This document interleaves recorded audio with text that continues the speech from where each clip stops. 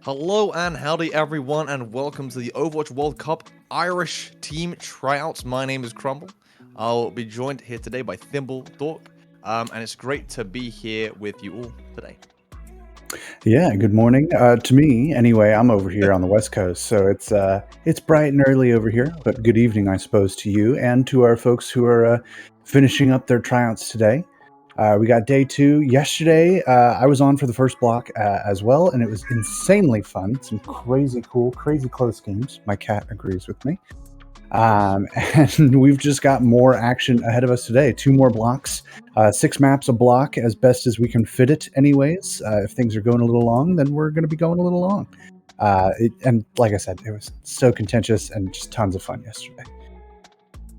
Yeah, I think all the trials, just in general, have just been fantastic. I mean, I was saying to you, obviously, before we went live, but, just seeing a lot of these players that I saw go from, these UK trials, then watching them in the Pro-Am is unreal. It does kind of show us these are world-class players. These are players that are playing against Overwatch League pros. Obviously, I got like the pleasure to cast like Funny Astro and other great names as well. But I mean, all these players, there are some hero players that come out of nowhere, really. One player that I want to pass our minds back to is in the UK trials, a player called Time, who comes from a little org called Arena 51 Gaming that I actually started casting on, and was a player on one of the teams that belonged to Arena 51 Gaming, and genuinely diffed Kai a couple times. Kai, probably arguably one of the most memorable hit scan players the league has ever seen, and actually beat him out in like Widow 1v1s, National 1v1s, which is unreal. Really shows us that there are some crazy players coming in. I'm super excited. Yeah. So many diamonds in the rough that can use the World Cup kind of as their opportunity to show their faces for the first time on the grand stage, right? And this block is going to be not the first chance, I think, for anybody here. We've had some slight roster shuffles from my last block, but otherwise, a lot of the familiar faces that have been playing around here the past couple days. Over on Team 1, we've got Damon, Waldo, Faith, Nut, and GCB. And over on the other side, I'm afraid I don't know how to pronounce that take name. I do not want to get it wrong. I'm going to pass it over, but I'm sure they're great. And then we've got Castle Rayo, we've got Blizzard Star, we've got Maya, and we've got Greece. I just don't want to mess that up. I'm really conscious about pronunciations. Elise, I believe Solomon is dropping in prod chat for us. Thank you very much, production. And yeah, both of these teams stacked with talent here. Very impressed by a lot of showings from a lot of these players yesterday. GCB and Greece kind of down in the back line. We don't usually start there, but like both of them had such crazy, like consistent performances yesterday in a role where you really want that consistency. You need someone who can just like be the rock for the team. And the DPS cores on both sides of those rosters are kind of nasty. Map set for us will be starting over on Ilios. Yeah, and hopefully Ilios will give us a little bit of variation. We might see some Widow duels coming out on Ruins. We might see, Echo, Pharah, quite common on Well as well. I do always think, and I always say it, Control is just such a good. It's great that it's our first map, and that it always is, because it really does set the tone. It sets the pace, because you cannot draw it. There is no corners being cut here. You either win or you lose. And hopefully we'll see some great variation. We have seen the ball come out quite a lot. That is what we're seeing teased by Elisu coming on to Lighthouse for our first round. Yeah, and teams have been really back and forth, especially on their tank choices. Definitely the most variance I saw in my block yesterday. We saw Damon across a variety of heroes. His Ramatra and his Junker Queen were both phenomenal. He pulled out a little Winston, a tiny bit of Orisa, even a little bit of Doomfist on Hollywood yesterday. I like the Diva pick here. I think Diva in general is maybe a little stronger than teams are giving her credit for right now. And Ball, of course, is Ball. He's here to cause problems. And really no one does it better. So I fully respect the pick, at least even for like an initial scouting. Like, let's just get into this first fight, see what they're working with here. The Symmetra from Faith, I imagine, is just for a TP. He was playing a lot of hit scan. And I was actually a lot of Hanzo yesterday, getting some phenomenal shots there. Blizzard Star on the Echo, also a very interesting look with Grease on that Mercy for support. Like you said, those airborne compositions on a map like this can get a lot of mileage. Yeah, they can indeed. And a couple picks that I want to talk about that we've seen kind of come out a lot in these trials for multiple regions, as well as Pro-Am.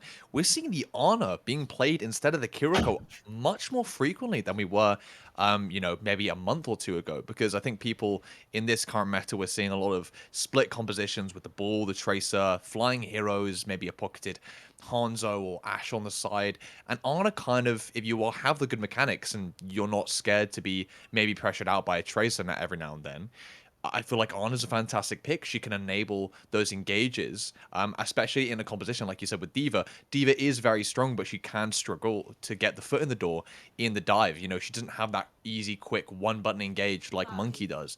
She does have to commit a lot more of her resources, so Ana's good at enabling that with the sleeps, the antis, and the nano. We will see what tank does come out on top in this duel, D.Va versus Bull. Yeah, so much great utility from an Ana, right? A little more damage, a little more healing overall, more consistent really on both of those curves. Plus that, kind of self-peel, right? Like with a Kiriko, yeah, you can swift step away, but an Ana can really handle herself in a fight. Again, obviously, if you're really good, like these guys are, getting on the first fight here. Yeah, Ana can be a lot more self-sufficient in the neutral. In this fight, we're seeing the dive now engaging onto the back high ground. They're looking for power, looking for nut. They find the first pick to open things up. The Cassidy gone. That enables Blizzard Star and Grease to really rain terror from above. No hit scan presence to really pressure them out, but they're looking to step back a little bit, get control of the point. That is what the objective is after all. And it looks like a soft reset here for the blue team. They need to reassess this fight. Yeah, I mean, smart picks here from Red Team, right? Like, that Cassidy is going to be the only Achilles heel this comp really has. Make that your first target. Apply an anti-grenade. Immediately go for that focus. Nut does get the counterpart, though. Yeah, without that Ana, you don't have as good sustain, but that Bull has pretty much self-sustain, so you don't have to worry about the tank there. They get the D-Mech as well, so basically, the blue team are also down a tank. You got to watch out. Grease again, anti-dated up. Respect the Anas.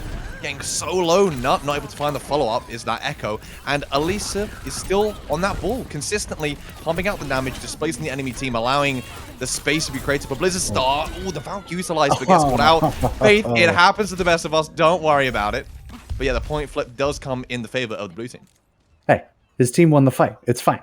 That was a fight-winning ultimate, technically. We see Damon swap over to the Wrecking Ball, and Eliso actually swapping over to the Winston now.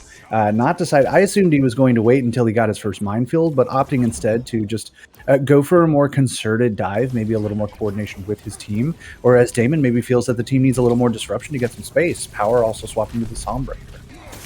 Yeah, Blizzard Star is a little bit more vulnerable here. Doesn't really have the mercy to keep them up.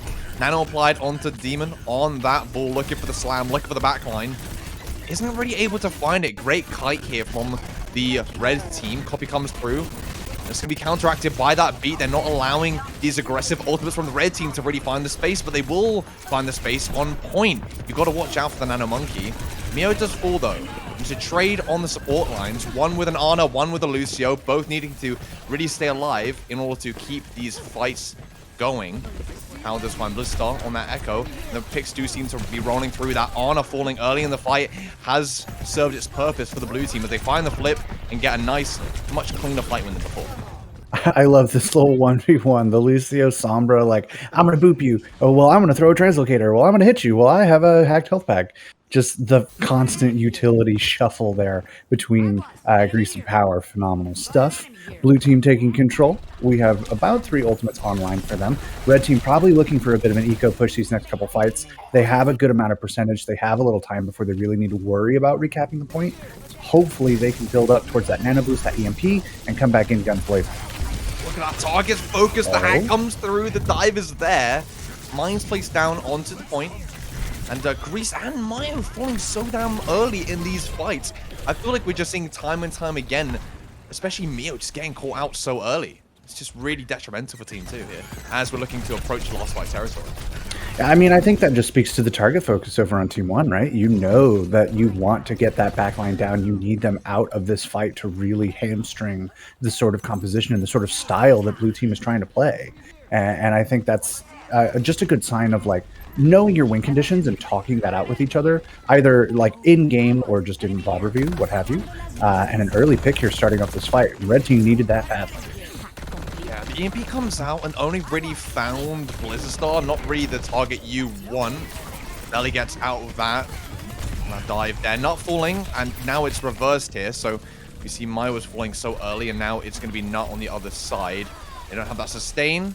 With the Lucio gone as well, you don't really have as much good stall ability. They're going to use that primal as well. They're happy to use their ultimates here just to get that point flip. That's 99 to 70. Yeah, I mean, you definitely needed to use whatever you had to secure that point, otherwise the round goes away. But also now you kind of have to think about how you want to hold these ultimates over the next 20% plus that overtime fight. You have a sound barrier coming up that you probably want to save for a pulse bomb or a nano of some kind. The EMP of your own, hopefully to try and, you know, throw this team off its rhythm a little bit. And then a pulse bomb of your own, you know, just go for it. EMP finds Demon on the ball, but nothing else. Beat cast by Grease doesn't actually find their team. That's 2 ults down the drain as we tick closer and closer to the inevitable 100%. The first pick going in the favor of the Team 1. And their beat actually did find some value. They did find their players with that. Faith traded out. Might be reconsolable here for Team 2, but the displacement for the ball was too much.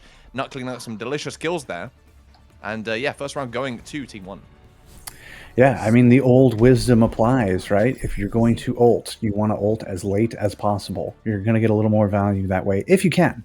A little too late, and obviously everybody dies. But sound barrier coming out from GCB was perfect, both in terms of the amount of people that he got in that radius, as well as just the timing in the fight.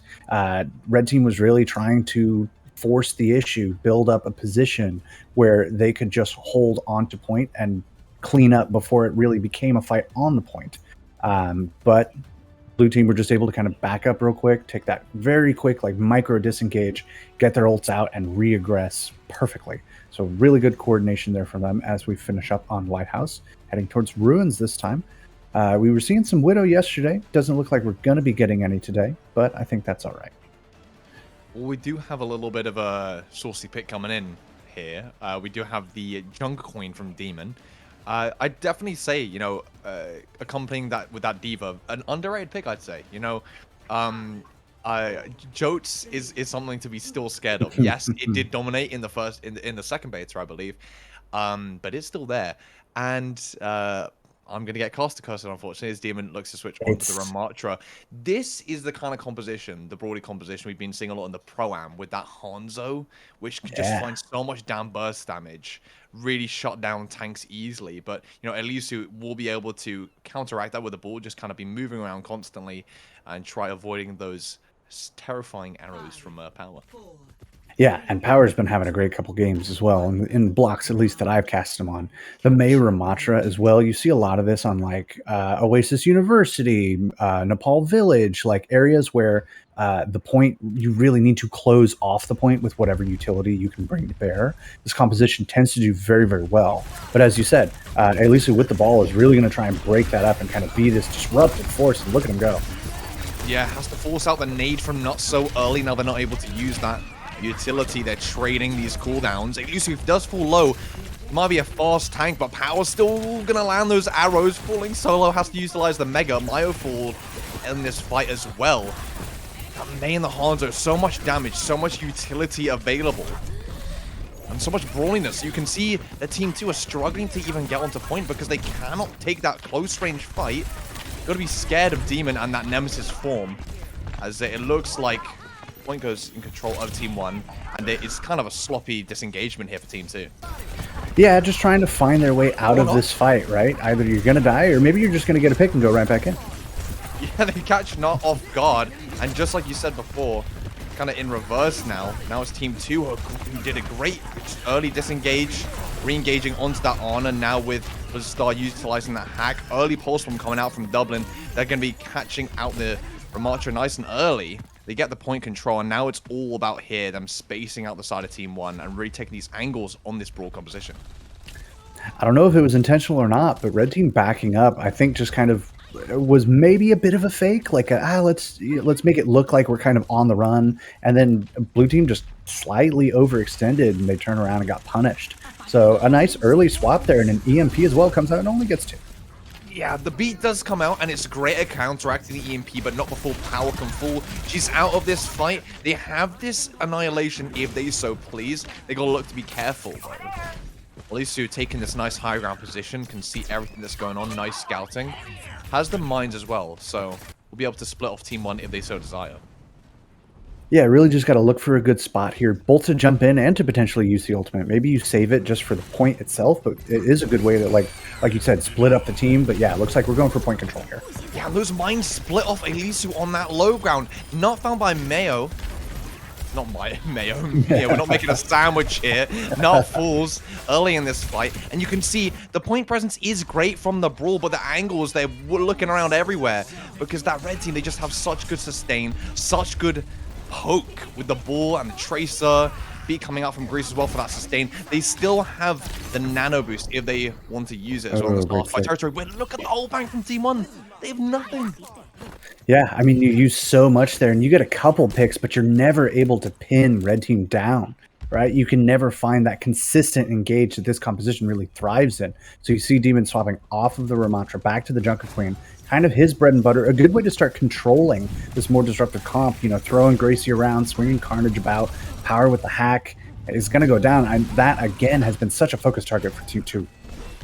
Yeah, Power and Mayo just found the brunt of the aggression from Team 2. Nano boost applied here onto Alisu. Demon anti-nated, hacked up, so much pressure being applied. Flex support down, sustain not there. Picks coming through from the ball on the side of Team 2. Mines cast onto point now. You can't contest that point. You're going to get blown up. Look at that, flying into the air is Alisu on this ball.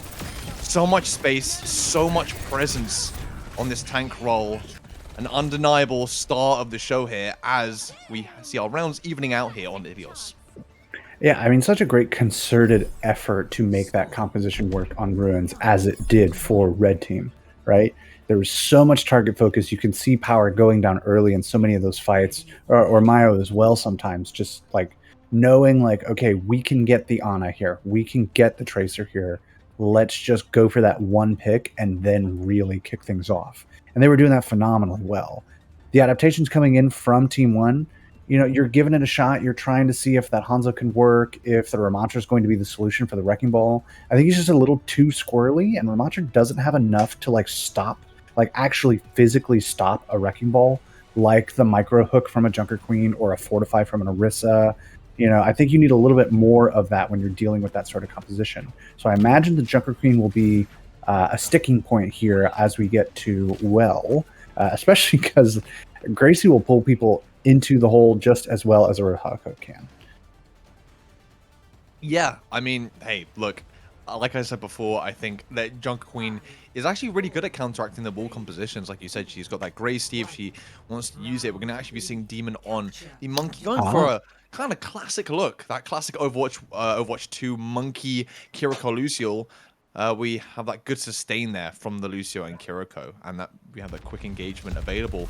They need to look to try pin down Mayo if they are able to find that space with the Monkey. Double going a little low here. You just kind of have to think about where your health packs are, sticking with your DPS. I like, honestly, the more consistent engage opportunities from the Winston. The ability to chase is a little better for sure, and already making dividends of that. Yeah, finding 2 picks for us here in our first fight. Yeah, that consistency with the dive. You can see it with the Kiriko and Lucio to boot as well. They are chasing down Mayo. Jesus, leave him alone. I guess we're just playing tiny Overwatch again. Yeah. This game will always devolve into tiny Overwatch. Blizzard start getting that final blow onto Power, trying to bring this back. You know, they're getting chased around. The Benny Hill music is playing, but that's not going to stop them from trying to win out fight. Still, though, percentage counting up for blue team. Damon does go down, so a man advantage here. Grease getting another kill onto Nut, just cleaning that up. Faith looking for something. Don't think they're going to get much. I think blue team backs up here. Yeah, blue team are going to have to back up here. And I mean, I think the key to that fight, they found Power very, very early. And that, without the hack from the Sombra being in the fight, Elisu just was able to just walk in and go in for slams and be really, really aggressive. Yeah, I mean, that Sombra is so key to trying to slow down the Wrecking Ball, right? We talked about what the tanks can do, but really a Sombra just right-clicking you for 0.8 seconds or however long it is really can ruin your day as a Wrecking Ball player. So I think focusing power, which is, again, kind of just been the theme of Ilios so far, you can hardly fault Team 2 for kind of taking that angle. Ultimate's coming online for them as we head towards 40%. A couple in the bank for Team 1 as well, but maybe you want to hang on to them, or maybe you just go straight for that pulse bomb. Ego it. Why not? Yeah, Faith nearly falling to their own pulse bomb yet again there, actually. Again, yeah. Very, very close, but Maya falls early in the fight. I mean, this is what you get, right? You risk playing the Ana and having a kind of more of a glass cannon of a support, which can be found by the blue team so damn easily.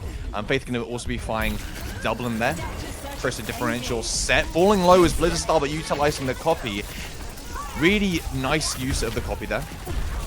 They want 2 tanks on point, keeping it alive as they are looking rough on health. We're seeing the Casino Rush be utilized. Both support ults used and a beautifully timed beat from JCB completely destroys anything that the red team could try and cast. Whether that sustain is going to be able to keep them going in this fight is a different thing, as now we said the latter ultimates always find the most value, and here comes the beast from Greece.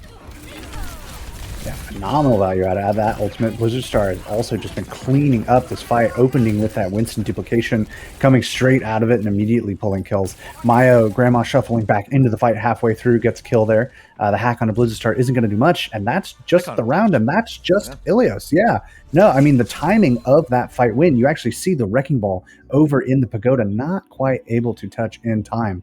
And that honestly was just a scrap all the way to the very last second of that map. I mean, I'm going to say one word, and it's just pace.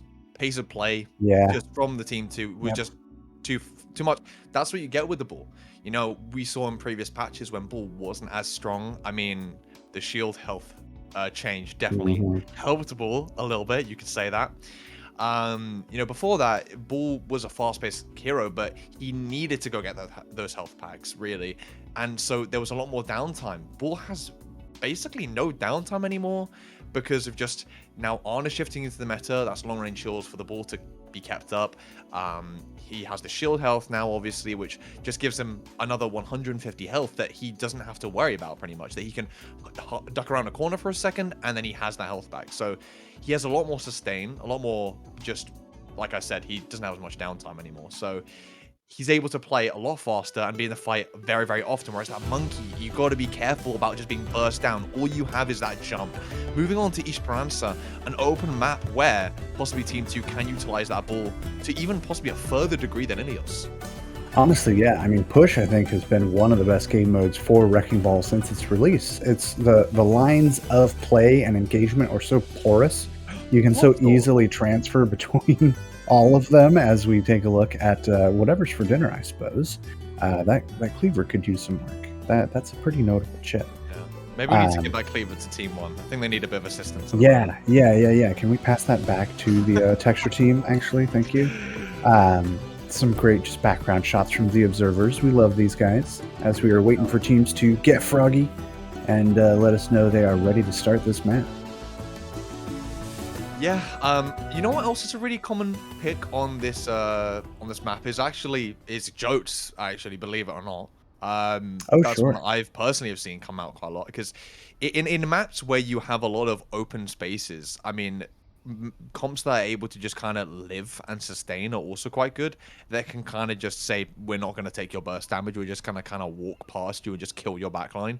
Those comps work nicely, and variations of Jotes, and Jotes are quite good at that. Junker Queen is, I'd say, almost in a weird way similar to Bull, of having a lot of good mid-fight sustain with that shout, and we'll see how it matches up against Elisu on the Monkey. Yeah, Push in general is a game mode that really requires like good neutral capability. You need to be winning multiple fights in a row, and that means you need to be able to operate without necessarily operating with an ultimate advantage, because you're not always going to have one. And I think, like you said, Junker Queen is great for those sorts of, like, we're just getting in an extended fight, I'm just cycling my cooldowns through, I'm generating tons of self-healing, like, she has a lot of great utility for this game mode. And against that Winston especially, I mean, she's got so much space for her shotgun and for her knife to like do some major work.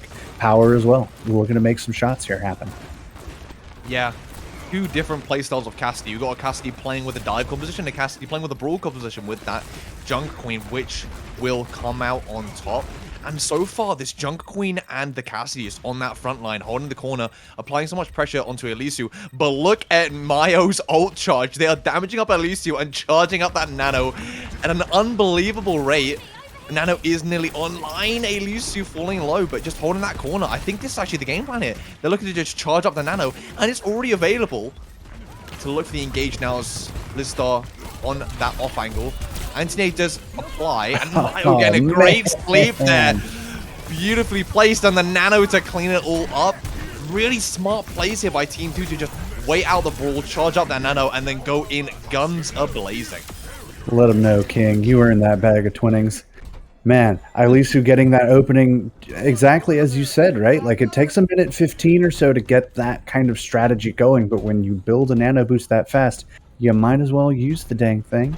So jumping straight in with that early ult advantage, just taking Team 1 completely by surprise here. They have a couple ultimates of their own coming online, but even so, like, we're still kind of in a fairly neutral state, just with some extra positioning advantage now for Team 2.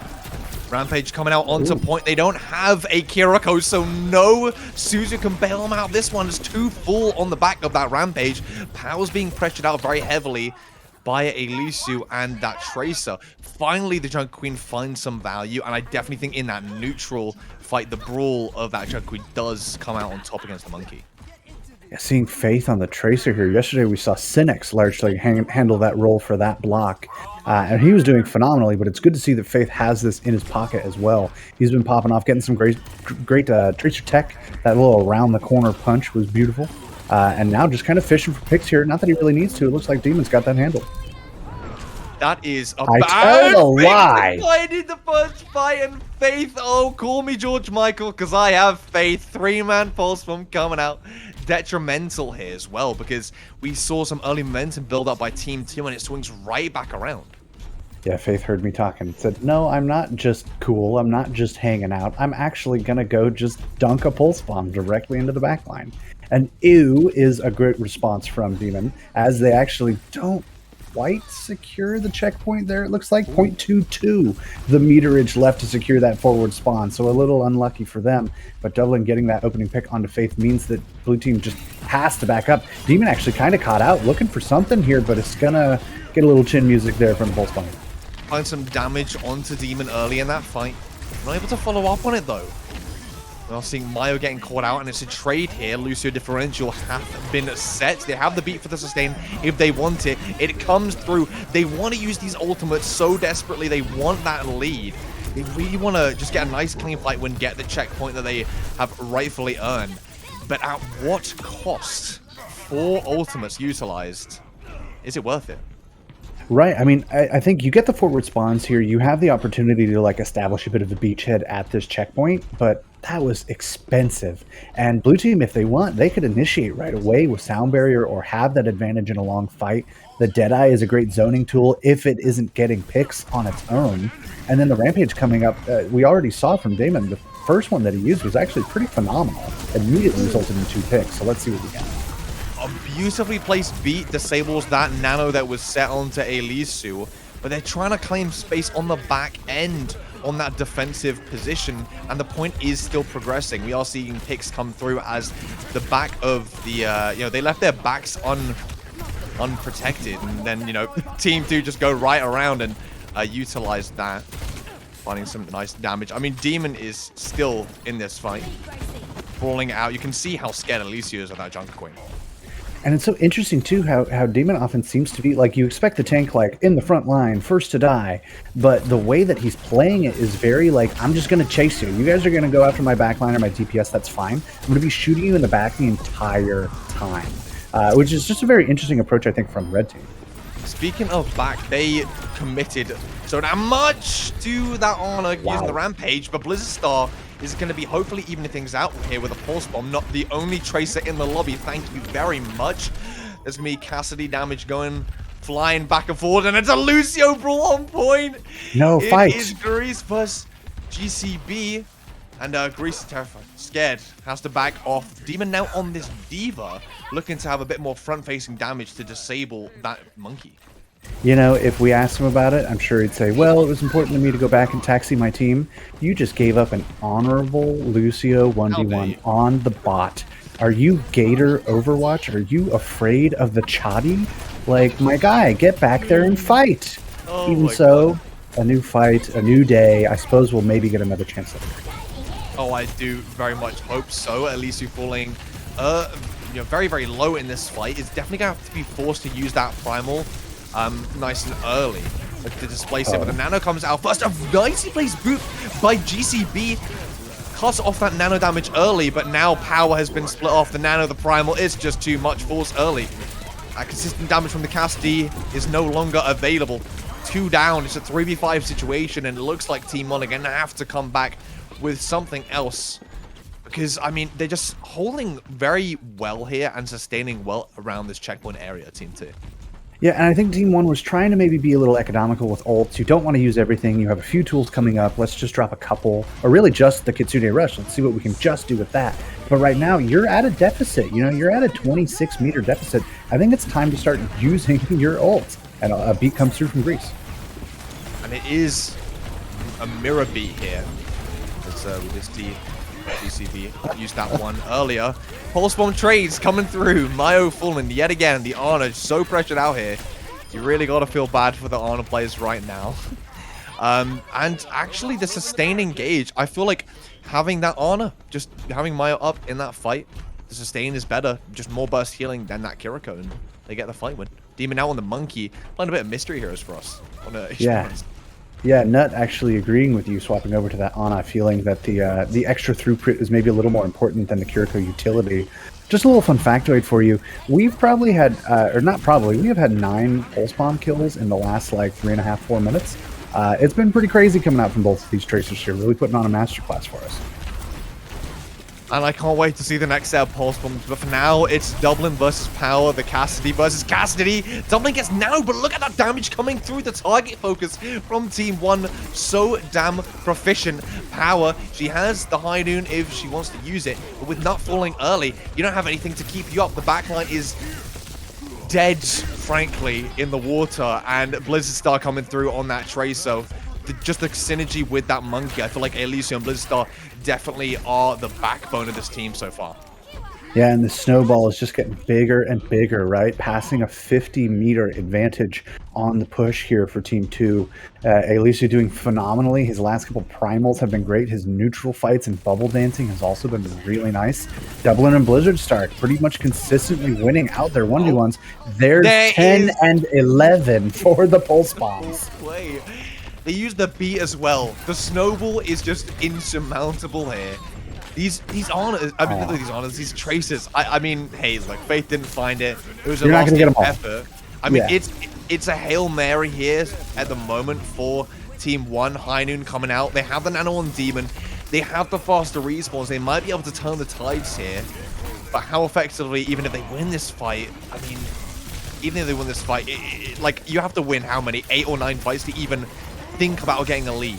Yeah, the comeback at this point would be Herculean. It would be otherworldly for in 35 seconds plus your overtime to recover 100 and I'm not going to do that math. A lot. A big old honking distance. Blue team is maybe getting some picks through, but is Elysia over on the primal already getting some work done. Yeah, 86 meters. I did the math while you did your color. And yeah, that is a lot of meters to get through. Yeah, we could. I mean, they committed everything there. They want this damn flip badly. They need to. Yeah.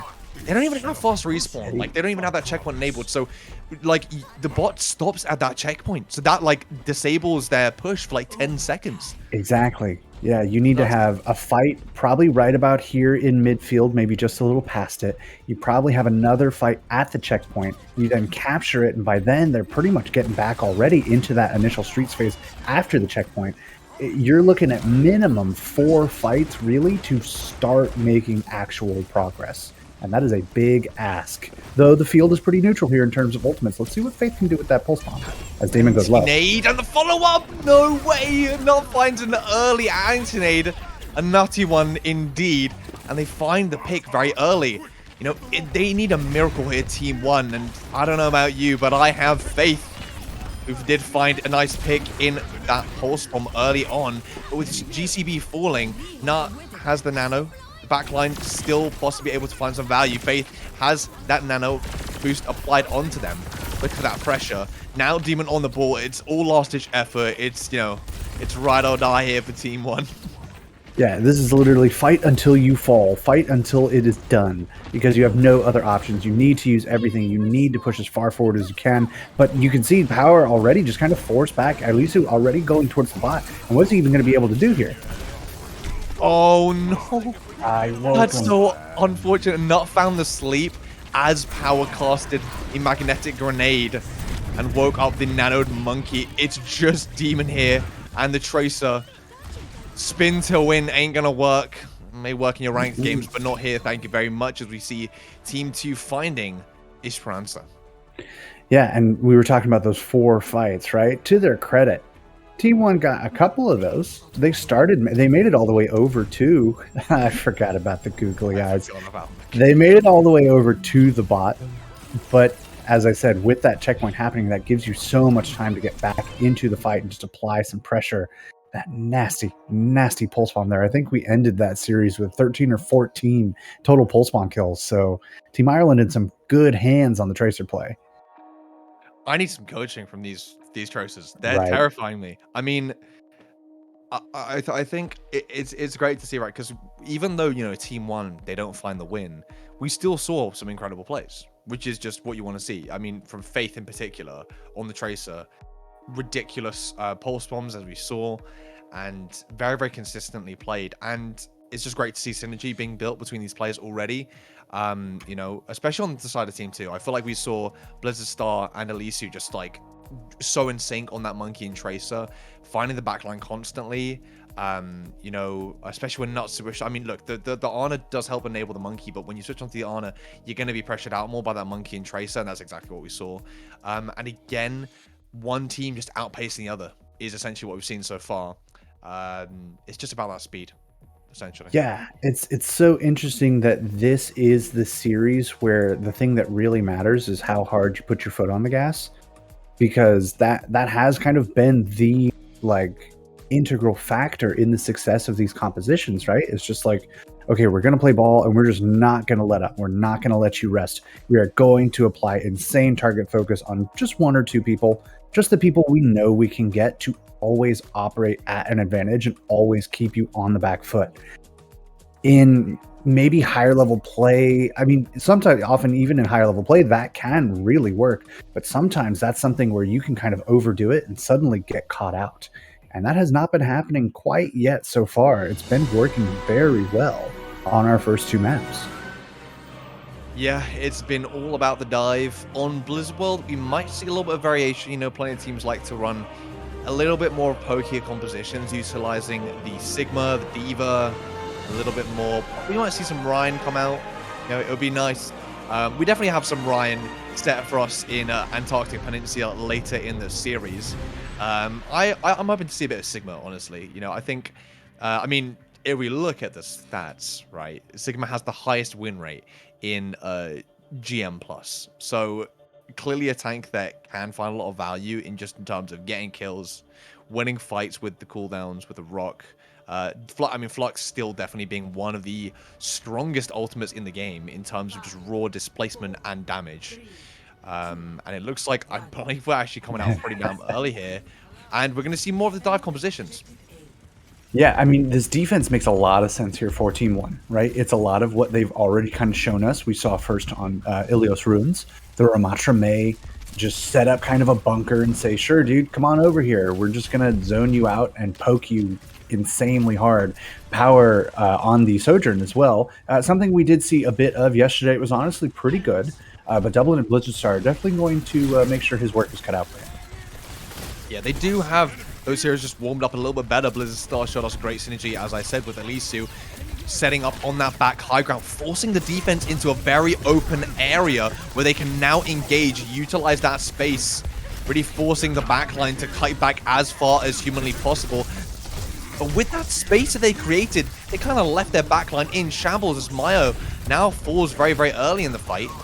They trade it out, Faith gone, the brawliness of Team 1 not quite as strong as it once were, but they win out that fight by finding the island really early. Nut almost going down to that, in my opinion, slightly overtuned magnetic grenade. Power happy to punish that as Devlin attempts to back up. Owusu also going so low. Is he gonna? Nope. No shot. Yeah, that Ravenous Vortex is actually insanely clutch, keeping Eilisa from getting away. He just had to stand there and hope that his Ana could out-heal all the damage coming in, and that was not to be, unfortunately. So a great stagger, a great push forward. Good initiative here from Team 1 overall, as we're already approaching 2 minutes in the bank. Monkey trying to jump out that snare might be one of the funniest looking things in the game. I will Poor tell you that. guy. It is so sad to see the monkey trying to jump out. Yeah, nano boost is available from both sides. Nano being used. What a wall! Splits off the majority of Team 2. Sleep comes through from Demon. Onto Demon, rather. High Noon slept as well. These Anas so damn consistent with their sleeps. Team 2 are finding the picks in their favor. They're just diving onto that back line. You know, Nut is very vulnerable here. I mean, how these DPS players are finding way too much value on the Tracer, on the Sojourn, doesn't matter. Power just get intonated up though as the dive comes through. We're now seeing the beat used by GCB and the overclock from the high ground. Gotta watch out for it, but the pressure knowingly being applied there, they shut down the overclock instantly. Yeah, and I mean, that's absolutely the call, though, once that ultimate comes out, right? It's almost like a Genji Dragon Blading. Everyone's going to turn and look at you. That overclock is just too powerful to ignore. And Power specifically has had some great ones over the blocks, at least that I've been casting him. Even now, Eilisa actually stepping forward with the Primal, trying to maybe get a little greedy, and is unfortunately punished for that. The cart will still be able to push out with its own set of googly eyes, which I also forgot they had. But an early recontest will be possible for Team 1 here. They're going to have their establishing this positional advantage, kind of zoning off there over on the side. You see Power setting that. I forget what that ability is called. I need to look up that name. But Dublin also swapping to the Sombra, I believe a fight or two ago, passing 60% on that EMP. Yeah, EMP is going to be a resource that Team 1 are going to have to utilize here. Blizzard catches out the monkey. Without that jump, you can't get out of it. Catching off that dive nicely, Wall coming through as well, trying to not allow Team 2 to kite back as much as they'd like, but it's a good regroup. They don't allow Team 1 to snowball them on this defense. Yeah, I mean, just a quick disengage. You know immediately that fight is over. You have time to back up. You've got the space to do so. You hadn't committed too much there, so let's just go again. And that wall, you know, a good attempt to maybe try and catch someone out and extend that stagger, but not quite to be. The combo here that I really like actually from Demon is that shield into Ravenous Vortex. Like, dude, I promise you don't want to come over here. And it's been doing a lot of work for him as Eilisa gets caught out by Faith. Yeah, Faith on that mate, also a good pick at disabling those dives.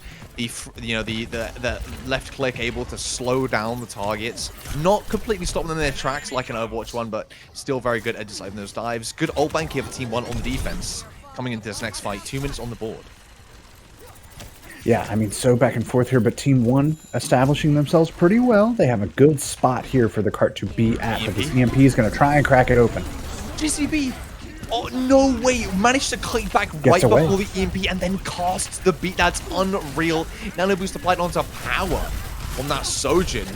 Those railgun shots even more terrifying than they were before.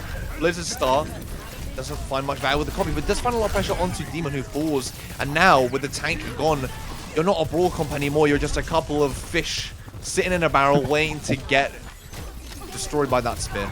That is Team 2's attack, sorry. And yeah, we can see now that dive full off just so damn good. They're able to find a clean fight win, and we'll see them rolling onto the second checkpoint.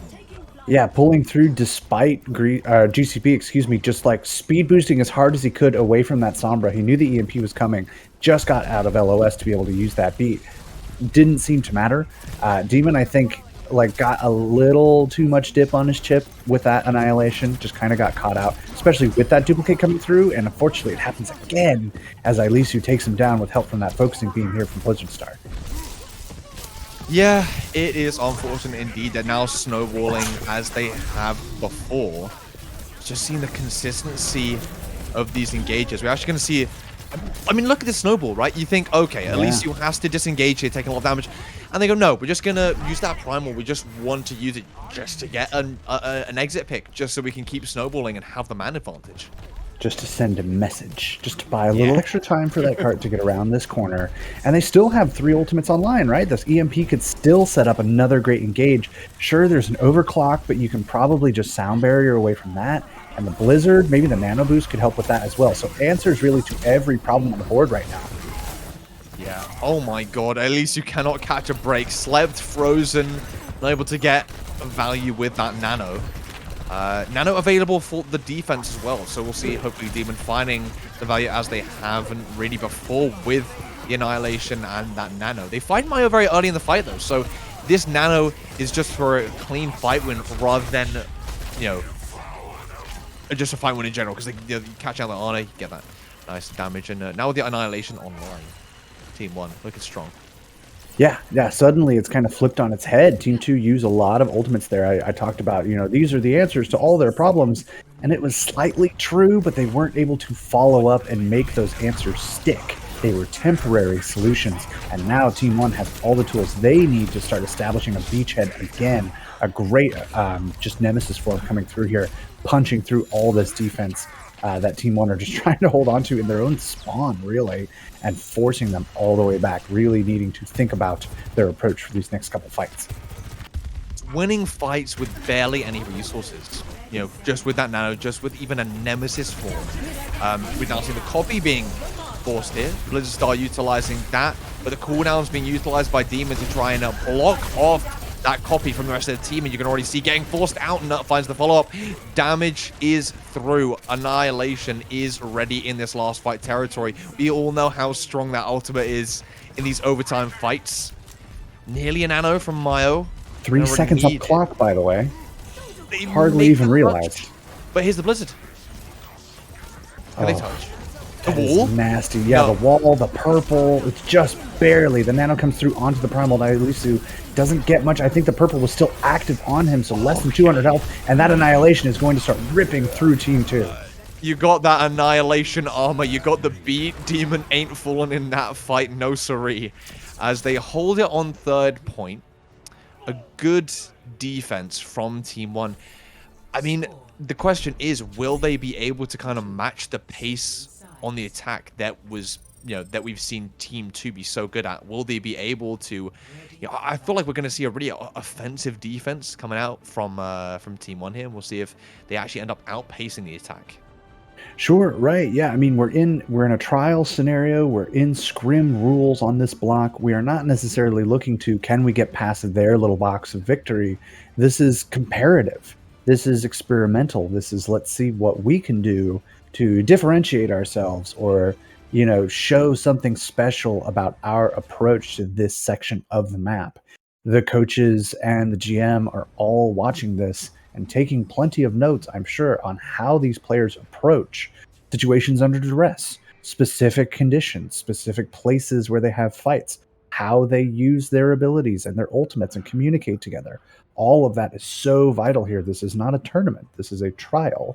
So yeah, definitely an opportunity, obviously, to keep showing your best self. I doubt they're going to go crazy on a composition or big changes or anything like that, but just showing, yeah, okay, they pushed pretty far. They had a pretty good defense. Either side might be saying things to that nature. Now, what can we do about that? I like this right side setup from the defense. They're really trying to utilize that Mega, trying to force Team 1 to them, and they immediately kite back. They drain Team 1's resources, but a huge anti-nade finds one pick and gets 3 anti-naded. What space created by one single cooldown? That's the power of the Ana. And already finding 2 ticks in 40 damn seconds. Team 1 really showing us that they can match that aggression that we've seen be set by Team 2. They can't even get the touch. Yeah, you want to talk about differentiating yourself. Capturing in your first fight is definitely a way to stand out a little bit. And Hmm. like you said, it's just a couple little cooldowns that make all the difference in that fight. One positional misstep, and suddenly half of your team just can't get healed, and the other half just needs to run away. Yeah, I mean, I can't get over that anti-nade from Nut. I just can't It's get over it. so yeah, just play this series so far. What a phenomenal little pick. Absolutely. And on this high ground position in these close quarters, this Ramacha definitely has the upper hand. Nemesis form being available, snare set down. Elysiu needs to be careful when facing up against the Ramatra and the Mei especially. You can just get walled off and just pummeled until you can't see no more. You're looking like a pancake. They do have the Nano in order to enable that dive, as Elysiu does go in with it. Jumping the Honor does get slept up, but is woken. And the follow-up is there. The damage was set by Elysiu, and they're finding the follow-up. Only the Nano being need to utilize as well, which is really good for the ult economy for Team 2 as they look to turn things around here on the defense. It's so difficult for Team One's composition. Obviously, they're making great headway. Their time bank is still immense. They're not like in Struggle City or anything just off a one fight loss. But you see Demon, like, he's so clearly on the Ramatra, wants to utilize his cooldowns to create space and really push forward for his team. But the moment Ilisu and Blizzard Star jump into the back, you have to turn around, and he usually doesn't have a lot of tools to answer that with. You need to be able to burst and make that Winston Tracer scared. And a Ramatra really cannot do that unless he is specifically saving his cooldowns. It's a big catch-22 for him. Hopefully he can kind of figure that out as the fights continue. Or you just let Power pick off the backline for you. That works too. I mean, just Nano up Power. She'll do it all herself on that Sojourn. Has found 2. I mean, that's good enough in and of itself. Primal utilized by Elysiu. That's fine Nut, but what really is that trade going to do here? They can try and find the follow-up, but okay, Yeah, they do find the okay. follow-up. Elysiu does actually find 2 here, so a regroup from Team 2 might be able to sustain them in this fight, but Annihilation beat utilized by the attackers. And we're seeing Grease coming here with a beat. It might be winnable here for Team 2 on the defense. It's so back and forth, so checkerboarded in the kill feed, right? You have grenades coming out, and you have Lucio's trying to fight their honorable Lucio duels, but getting denied by Dublin. Hello. Wow. I mean, that little, like, I want to talk about that primal that we saw kind of towards the middle of that fight, right? Ilisu maybe going on a bit of a silly adventure, just kind of running into the backline to take care of Nut. But he also immediately jumps straight back to the point and straight back to his team, which is why suddenly, like, we were thinking, like, what is he doing? But really, he was picking off a pretty important target and then immediately going to peel forth his backline. So really trying to do it all, and kind of the opposite of the problem I described with Demon, where it's like, how do I decide what to use my cooldowns for? With a Winston, you're flexible enough to kind of do it all if you're really on the ball with it. So now they just get a chance to set up on this high ground. Still 2.5 minutes in this bank, 14-1, thanks to their dominant first point cap. And that Nano completely denied by Nut, and Faith is happy to capitalize. I mean, these honors are just so damn consistent. With Nut falling, I mean, you can cast that sleep, but I mean, you're going to get caught out by Blizzard Star. Both honors off the field now. It's always down to these damn Lucios keeping their teams up time and time again. Already another Annihilation and another Primal. These tanks finding so much ult charge. Every single ult is just generated so damn quickly. That Nemesis form, I mean, you are forcing the defense off a point. And with that beat as well, cast up so down. I mean, hey, we saw the beats traded in the previous fight, and GCB already has another one. What is that? Yeah, there's just so much going on here because both teams are firing at absolute cylinders. We talk about how fast these tanks are building their ultimates, how many picks are coming through, really on all sides. Finally, this point is captured by Team 1. We see Elysiu actually swapping over onto the Doomfist. He does get Nano, though. He does go very, very low, and Faith does eventually take him out with a headshot on that Icicle. A little spice coming through in all chat, letting them know how they feel about one another. But we love to see that. I want to see if this Doomfist sticks. I mean, I suppose it's a new look you can try, an adaptation against this Ramatra perhaps, or maybe a little extra backline, midline pressure here. Like, power has been a bit of an issue. Faith on this Mei has been annoying, as Mei players tend to be. But that Ravenous Vortex is really going to force Elysiu to play honest. And they want to get going sooner rather than later. you got a bit more crowd control with the Doomfist, but Not I like mean, look at that. that cooldown. You can just throw them at Doomfist, and then he can't do anything. The map has been won, but we will see it progress to the end of its lifespan. But it doesn't look like that's going to take very long, as Team 1 with a hefty ult bank and aggression on their belt are just completely snowballing the defense. And Yeah, I mean, look at the Blizzard. Yeah, look at all these ultimates on the board, right? Like a beat sure comes out from Greece, it gets value. That pulse bomb blocked out by a demon on the annihilation form. Actually, power just overclocking. Like everyone's just pressing Q to get him across the line. That's literally all they needed to do, and that was pretty comprehensive towards the end there from Team 1. They really started to kind of pick things up. And unfortunately, I don't think that Doomfist adaptation was quite it. No, you saw it, gets frozen up by the Blizzard. Beat comes through, but that Blizzard and then Anti-Nage supply, they're just chucking all their cooldowns at Elisu. Bit of a Doomfist moment. It's okay, He We all might have become him. good again at one point. Who knows? Maybe they'll buff him. They probably I hope will, but- not. Let him be bad for a while, man. Let him Like be he was bad. good for a week or two, and everyone started playing him, and then they nerfed him, and things were better. So in my mind, I think we just kind of keep that as the default state. There are still, there's opportunity for Doomfist. We've seen him in these blocks. We've seen him played at the Pro-Am and the OWL level. We saw him a lot in Chinese contenders because it's Chinese contenders, and they love Doomfist over there. They have some of the best Doomfist players really in the world. So there are options, but right against a Mei, against all that CC, the Ravenous Vortex, the Sleep, everything, you're just going to have a really bad time. So I think for them, that was we'll try it and see what happens just on this last section of a map that we kind of haven't been doing too well on anyway. I don't imagine they really go back to it unless there's a map that really suits them for that. Like, I don't know if you pull that out on an Antarctic peninsula. That's a tricky one. But we'll see, I suppose. We will see if that Brawly capabilities keeps its momentum flowing in our next map. For now, we're going to go to a quick break, but do not go anywhere. We will be right back into it with you soon.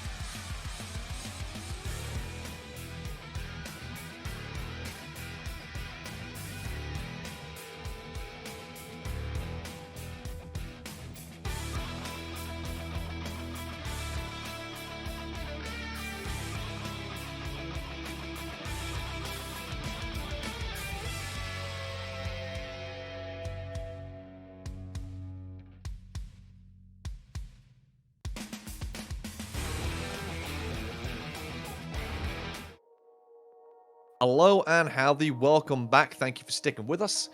We are going to be pretty quickly getting into our next map, Dorado, where I don't know about you, but I don't think we're going to see the remark utilized. I think we're just going to see more monkey and bull dive. I mean, it's pretty emblematic of that map. I'm curious to see, this isn't a standard like competitive format, right? It could be that they try it anyway, just to kind of see what it looks like, see how they're feeling on that sort of pick, a strategic note to be passed along and review later or something. But like you said, right, it makes a lot of sense that we would see more dive, more of the ball, more of the Winston, maybe even like a smidge bit of Diva. I just personally have some bias. I always love seeing Diva play. I think it's an insanely like fun and dynamic hero. And she can certainly take advantage of the setup on this map, right? So much high ground to work with. I think it's really a playground for her. But like you said, wouldn't be surprised to see a lot of Wrecking Ball and a lot of Winston. Do you know the classic Dorado defense composition I miss? Hmm. Double bubble. I miss it so double much. bubble. Temple of Anubis first point, double bubble. Dorado defense, double bubble. Like, oh god. I miss Tank that duos in general. Like Winston Diva to me was so much fun to play. Ryan Zarya was like I mean, Ryan Zarya a is hallmark. Overwatch. Yeah, like, it absolutely. is Overwatch. Like, it's crazy. Yeah. Yeah, you look it up in the dictionary.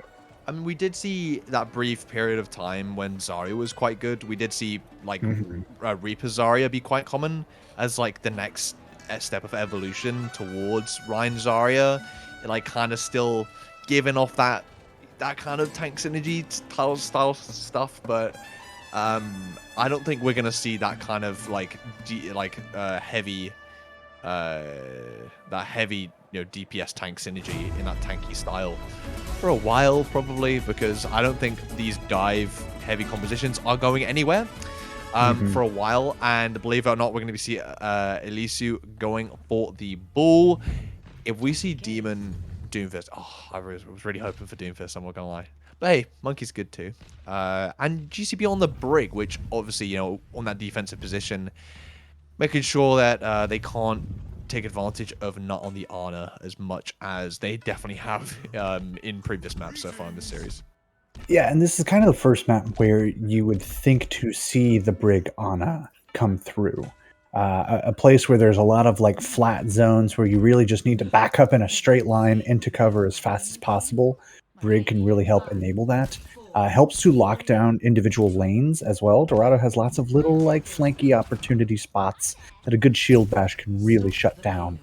On the other side, interestingly enough, we have a Zen coming for Grease, normally on the Lucio, but looking for a little double flex action. Blizzard starts starting off on that Sombra, maybe a bit of a scout, or maybe just trying to hack out this backline and see what work he can get done. Indeed. I think that they want to enable this dive, just get a nice clean dive onto high ground. None of that soft dive crap. They just want to go in for it. Hack coming onto Nut. We'll see them falling off HP, but not actually the follow-up. So just the pressure that is being applied from that Sombra on the backline just by itself. Already Discord Orb applied onto that Monkey. You can see the pressure coming through, having to force the nade. But the jump missed. Now Demon is in a difficult position. Have to utilize that as best they can, and yeah, damage coming through. Demon falling very low, but the sustain from the backline on the side of Team 1 is just so fantastic. Yeah, that Brig changed. We, of course, curse them immediately as they start to fall. That Brig change for the instant health on the health pack actually does make a big difference, but so does a boot to the face from Grease, who just helps clean up with that Discord, providing so much damage amp to the entire team, who quickly make short work of Team 1 and start to approach the first checkpoint. Accompanied with that Sombra hack, Blizzard Star can just roam free, go on those discorded targets. It's actually going for a little bit of a spawn camp on that Tracer, trying to disable the touch a little bit. I do have to respect that. Pulse Bomb coming out. Doesn't find anyone, but hey, space creating Pulse Bomb, they're great too. Nano Boost applied onto Elysiu. They want to win out this fight. They don't want to risk anything. Meta staring down Elysiu as they sleep on that objective. That truck looks like Meta right now with those googly eyes. It's great. A little bit, yeah. Life is a highway. Oh, no. Yes. Oh I'll yeah. have to I'll have to clip that for some friends. That reference is an Rascal inside Flatts. joke for a few of us. We love Rascal Flats in this house, Oh yeah. folks. So honestly, really quick, pretty comprehensive cap here from Team Two, right? I mean, just so consistent with the damage amplification, both from the hack and the Discord orb. Like so much, like being forced to like split your focus and like who do we even really pay attention to in these fights? Team One kind of reeling here as they're trying to reestablish high ground control and just mount some sort of defense, but the ults coming through probably going to make that a little tricky.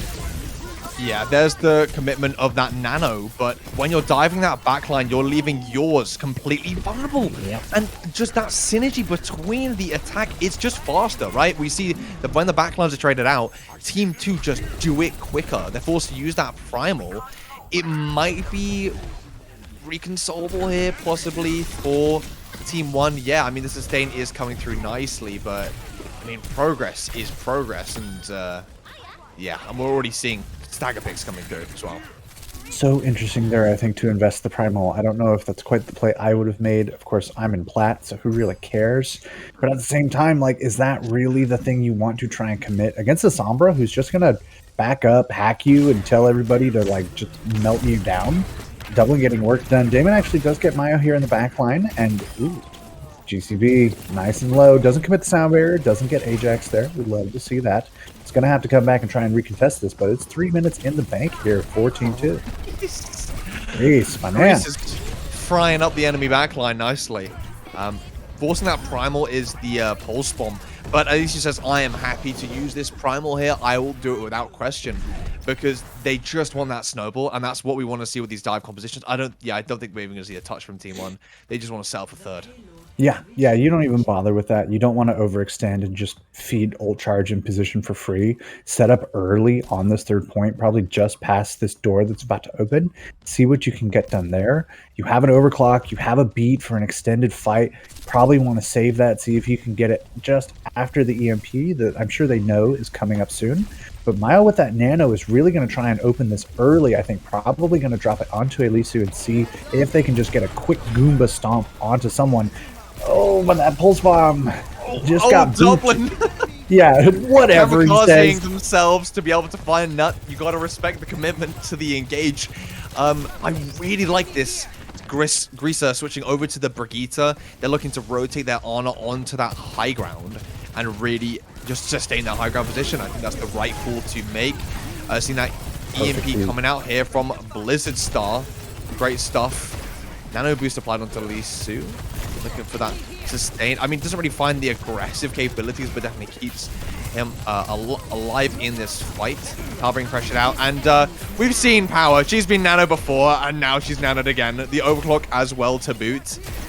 I mean, look how far Team 2 have to go back. They're just so scared of that Sojourn. I don't blame them, especially considering, I mean, they have all the time in the world, right? Pull the nano, pull the overclock, pull the primal. That's fine. We're about to come back with a primal, a pulse bomb, and a rally of our own. Grease is going to go down early, but he's already got the rally. It's no big deal.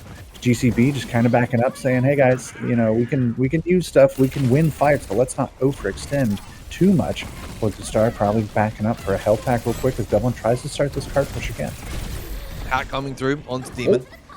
Already forcing the recall. Power so good. I want to see the railgun accuracy really from Power. Jay missing. Rally coming out. They want to sustain this high ground push as best they can, and Anti-Nade will try to thwart it, but that overhealth will definitely do its job nicely as the backline is nice and comfortable on this high ground. Definitely an aggressive push here from Elisu, but they can afford it as they can invest a primal here if they so please. Aggressive angle from Mayo for sure. I love those googly eyes coming right up into our face there. Really catches us off guard just as much as the defense is. They do have that nano approaching, but Maya has one of their own. We'll see which one finds that value first. Eyes are really on the honors to get these nanos out onto the field. Yeah, those are going to be so important to this fight. Do you give it to a tank? Do you give it to a DPS? Do you save your Brigitte with it, potentially? I was going to say, if that Pulse Bomb came through, the only thing that'll save you is a nano boost. But I think with that off the field, yeah, it immediately is going to go out. But I believe Devlin got slept with it. Boostio coming through. You love to see it. I mean, hey, I respect it. EMP coming through, and actually with the beat being utilized free hand, that EMP finds so much damn value. But somehow Team 1 still kind of have a grip of things. Nice, fantastic stall actually here by Faith. Taking down the time bank, given enough time for Demon to get back into this fight. Nearly has that primal. You can see they're desperate for it, but there's the pulse one to seal the deal. Great attack here from Team 2. 48 seconds in the bank. Right. Yeah. Now it becomes, can we outpace that? How do we differentiate ourselves? Just like on Blizzard World, right? You kind of take your own crack at it and see what looks good. Man, I want to just quickly go back to Dublin dropping the pulse bomb and then getting Boot back into his own pulse bomb. I felt that all capitals whatever in my bones. Poor guy. He did manage to turn around. He had a pretty good round overall. Just so much back and forth there. But I feel like on this map, more than others so far in this series, or even across both of the blocks that I've been looking at so far, I've seen attempts to clutch out, because you'll always get a few, that haven't worked as consistently as they have been in the past. Sometimes you can drop a primal and come through, like if you're down, but maybe a couple people on their team are low, and just that little bit of extra damage will get you over that hurdle and into a winning position. That's fine. I feel like I've seen some ults come through, mainly from Team 1, unfortunately, where I'm like, you probably could have saved that. That fight was probably over. I respect the attempt, especially because it's a trial scenario and you really just want to show what you can do at any cost. But like, you want to show that you can make the decision-making process work in your favor and realize things mid-fight that will help you down the line. Yeah, you're absolutely right. I mean, I think generally just really smart plays coming through from Elisu. Definitely the star player of this team, of Team 2, because we see, we were talking about, Demon had some really great primals in the previous maps, but now we're kind of seeing Elisu, really be more consistent at utilizing the ultimate better. Seeing Demon on the Diva, though, obviously a favorite of yours, so we'll see how they utilize it on the attack here, setting up on that first high ground, trying to brawl things out with Elisu on that monkey.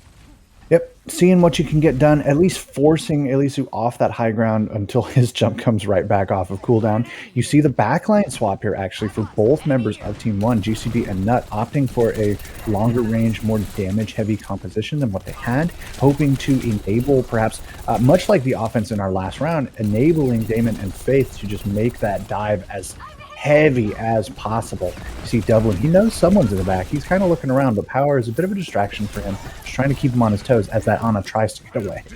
I'm a bit worried here about the DPS lineup on the side of Team 1. They don't really have a lot of poke. Maybe the Sombra, but the Tracer, Faith is going to be kind of left to their own devices here, as the backline of the tank don't really support the Tracer as much as we'd like to, we'd like to see. But I mean, hey, Faith has done fantastic things on the Tracer so far.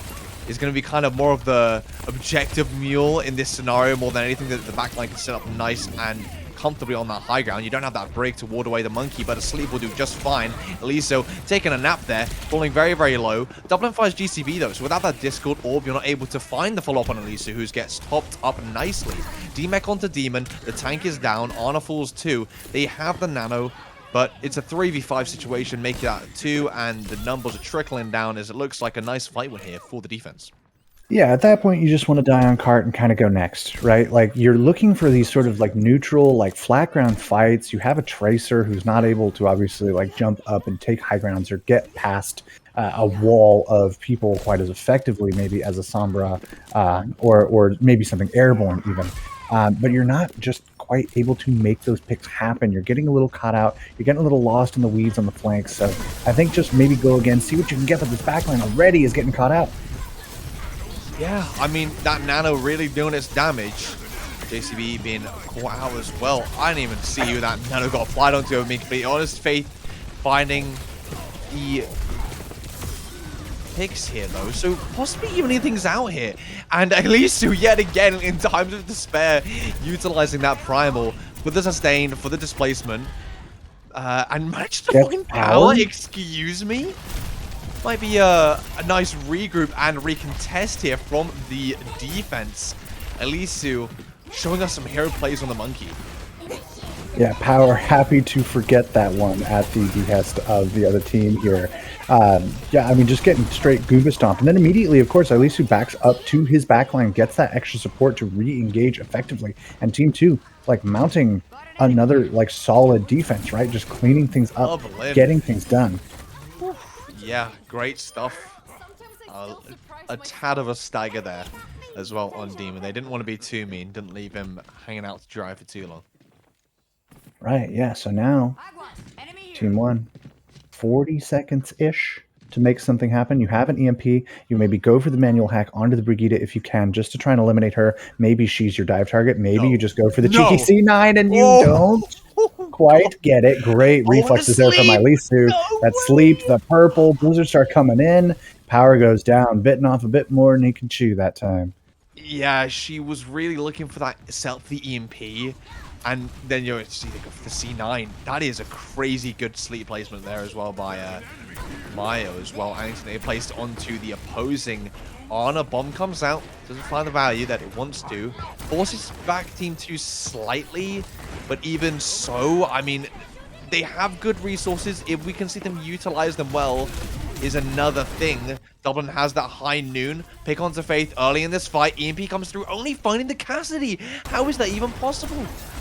Does get Ilisu as well, who is discorded and is purpled. It's just not quite enough. Managing to back away, managed to get some heals. Damon, though, in the meantime, the healers are so focused on that tank that the DPS just both go down, and that is going to be the point capture for Team 1. Power getting some cleanup onto that backline as it attempts to run away. Ilisu does manage to escape because he's a Winston, and of course he does. And now Team 1, you've got your support ultimates online. You can Transcendence to maybe avoid a Nano Winston coming online here. You could Nano Boost yourself. You can have Power die on the flank. Yeah, getting caught out, unfortunately. He's really going for it. I was just about to say, with these, with these support ultimates online, especially the Nano, this is your chance to start snowballing. But with losing your Sombra so damn early, your backline is free on that high ground to do as they please. You see the Primal and the Pulse Bomb utilized there in that small close quarters. Ilisu has fallen asleep there. Was nanoed up as well, so found some good space. But we're seeing yet again, this happens either way all the time. One team goes for that backline, and it's just about trading backlines of which does it smoother and quicker. Rally utilized by Greece here as well. I mean, they really just want to win out that fight desperately. Yeah, I think for them, right, you want to just we need to establish some sort of beachhead. We need to be able to just sit on high ground. We need to be able to just watch the cart. And they hadn't really gotten a chance to do that. Normally, you would try for a fight on the corner prior. Power still trying to sneak that cart. Any little bit of meterage can make the difference, so I respect the attempt. Demon also getting down there, but is going to get purpled. Faith going low, has to back up. And that Discord on Ilisu just manages to sit and wait for it to pass, and they're looking for a spot to recontest here. Nut has the Nano, but gets taken out early in the fight, and that target priority. The knowledge of knowing Nut has that Nano, they have to get that trade quickly. And it is a trade because Dublin does fall. Stick coming through, Faith finds Mayo as well. We haven't seen those Tracer plays being popping off in a couple of maps, but it's nice to see them once again. Snowballing is the name of the game as the EMP comes through onto Ilisu, who is close to that Primal and doesn't... I mean, the follow-up isn't there. We see Ilisu constantly living in these fights close to the Primal. Only a Nano boost is really available for Team 1. We'll see if they can utilize it correctly. Comes out onto Faith. Finds Grease looking for the backline all by their lonesome and manages to find both of them. Clinical, right? And that's what you need in that moment. You just need to completely separate that backline, pull this team physically apart. At least you caught forward suddenly without his healers. Winston can only do so much. I think intelligently hangs on to his Primal, though. You know there's more map to fight here. And you have literally all 5 ultimates coming online. Damon swapping over to the Wrecking Ball. We hadn't seen it in a while. I think it's a logical choice. Maybe not for last phase. We don't see it too often, but there's a chance you can do something with this. Already 70% towards that minefield. You still have this Transcendence coming online. That could be a good answer for some tools that Team 2 are bringing to bear. And that Pulse Bomb from Faith, I was going to say, could get something, but not if Mio's going to hold you that honest. These DPS, they're just not finding the value. I mean, then they're not engaging with that ball, so they don't have that synergy of their dive. Transcend has to be utilized to just get out of the fight. A staggered pick onto Nut as well. What could have been 2, possibly 3 fights is now looking. I was gonna say 2, maybe even only 1 fight, possibly. I feel like if you want one good fight, you're only gonna get the one good fight. Dublin getting that pick onto Faith. Luckily, it's a Tracer. She'll be back quickly, but this team needs to move. Frankly, just a touch. Obviously, you have a Wrecking Ball. You're gonna probably be okay there. The Reaper swap, I think, is actually really great. We saw it on Hollywood yesterday, and it really like changed this matchup in a big way against Winston. It's a Reaper. I mean, kind of a tale as old as time, right? Yeah, a tale old as time. But looks like a happy ending possibly for Team 2 and not a very nice one for Team 1. I mean, they just have the ult bank, right? I think in general what we saw so often is just the ult rotation from Team 2 just more consistent. They're just utilizing their ults better, and they will find the win on Dorado as well. I cannot get over those googly eyes. I can't get over it. I love that Ana, of course, only has the one. I love that they're literally everywhere. Like the payload especially. It's great. When Blizzard does an April Fool's joke, they do it upright. I remember when way back, I play a lot of World of Warcraft, and they teased a bard class and made it like a Guitar Hero situation, which I thought was just, man, I still the good remember old the days. first year that they did the April Fool's thing for Overwatch. I still remember it. I don't think it was the first year. It wouldn't have been 26. No, because the game released in May. So it would have either been 2017 or 2018. I don't know if they did it first year round. The world. And it changed everything. Everything. It was amazing though. I remember logging into that and going, oh, I remember when they used to show the hero gallery completion as well on the home screen. Wow. Yes. Right. Yeah, I remember opening up the game, seeing those googly eyes and going, what in the absolute Christ is happening? I thought my game was not working properly. And clearly what's not working properly is the synergy for Team 1. I just think their pace of play, they really showed us some great stuff on the previous map, and they just didn't carry it over. I think mainly they just didn't get to play the Ram. I think they did find a lot of value on Blizz well with it, and they just couldn't carry that over. It doesn't translate the same way as they were playing with that snowballiness on Brawl. It doesn't translate to the dive.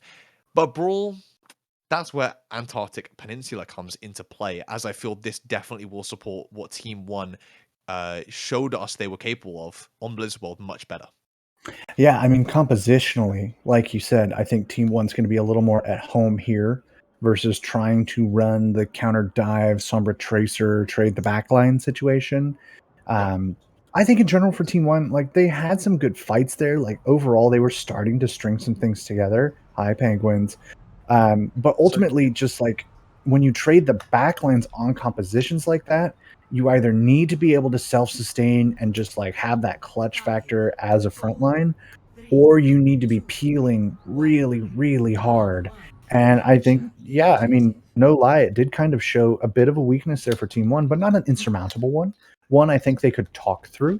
And I think in a trial phase like this, that's totally fine. You're not always just looking to win. You are looking to see, like, what can I learn from this? How am I going to approach this? Oh my God. How am I going to translate that immediately into some major plays on Antarctic Peninsula?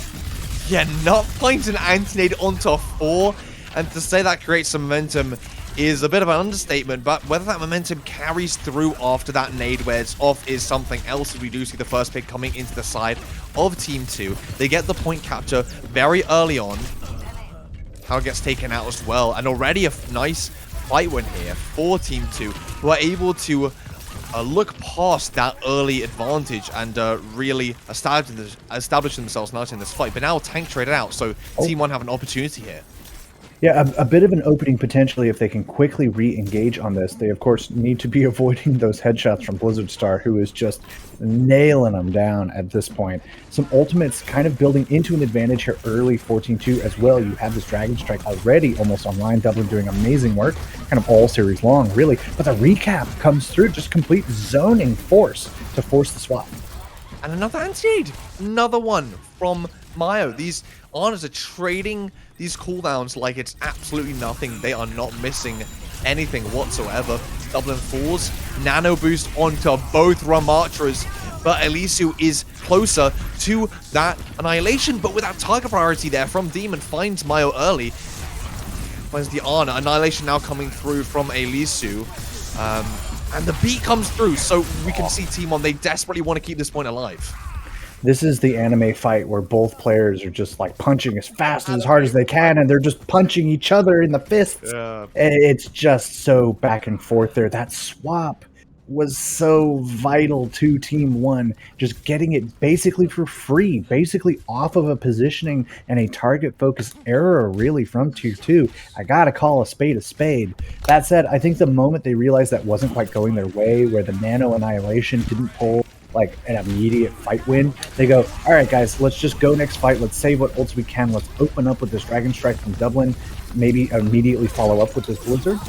There you go, see what you can do. But Dublin and Greece, I know, but look at that Blizzard follow-up. They find 3 so far. 1 is cast in response from the man, the myth, Blizzard Star, definitely at home on that May.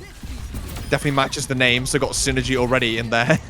But yeah, I mean, I do think that just Faith's Blizzard was better, and the follow-up was consistent from Team 1. Yeah, I mean, it was earlier, we talk about later ultras or whatever, but ultimately, it was just positioned a bit more intelligently to grab all the players that you needed it to. You lose a couple, but the follow-up is still there. Your team can still pick up that slack for you. And we're passing 85% already. Greece with just a sound barrier here. Not much on the other side. That Nano Boost close for Nut. But if I'm them, I'm not too worried about winning this fight or not, as Greece shows up in the kill feed. Absolutely slippery, oily as ever. Finds 2. Very nice and early. They've got the sustain if they so want it. Mayo does fall, but I mean, you've already found those picks, so you're definitely going to get the flip. But 99% for Team 1, and we can already tell they are more comfortable in this Ram comp, and they're making it work. Oh, yeah. I mean, they look really, really good on this composition. No worries if you're going to lose a fight where you had a major ult disadvantage. I think pulling those is actually pretty good for you. You're at 99%. You have probably another fight, even if this one doesn't go your way, to try and come back with whatever advantage you can bring and just take it in that last fight to take the round. So still relatively comfortable for Team 1, but Team 2 aren't, exactly going to let them have it for free, hopefully. And yeah, Greece again, my guy, doing the work. Opening up the fight on the Boostio. The Boostio of Dreams. Just playing Spotify Premium in their ears so damn loud. They deafening, honestly. Approaching last fight territory here, and the momentum definitely shifting in the favor of Team 2 as, I mean, huge ult banks from both teams. We're going to see a lot of colors on our screen. Yeah, I mean, importantly for Team 1, they do pull out that sound barrier, but unfortunately that's all they pull. So they have the ult advantage there, but it's matched on the Hanzo, matched on the Ramatra, matched on the Nano Boost, matched on the May. This is honestly a pretty neutral fight, so positioning and picks are going to be the difference, and Mio stepping up early. Yeah, finds the Nano onto Elisu as well. Blizzard comes through. Faith, we've seen them be really consistent, looks to single out the Ana as best they can, but does fall. To not actually, so that's interesting there. Dublin, Blizzard Star, they found so much value in this fight. The Hanzo is terrifying. Those arrows do more damage than you can. Let him have a nap. It's been a difficult series so far. It's been a long one. First round going in favor of Team 2, and disproving what we were predicting about Team 1's Ramatra capabilities. Yeah, I mean, we talked about like, oh, Team 1, they have a fight or so to make this work. They have a fight to try and like pull things, like make an eco push happen, and then come in with whatever advantage you build. But unfortunately, they didn't get to. Team 2 were smart enough about their ultimate usage that you came into that last fight, as I was rattling on about, really fully even in terms of your ultimates, barring that sound barrier, which wasn't too huge.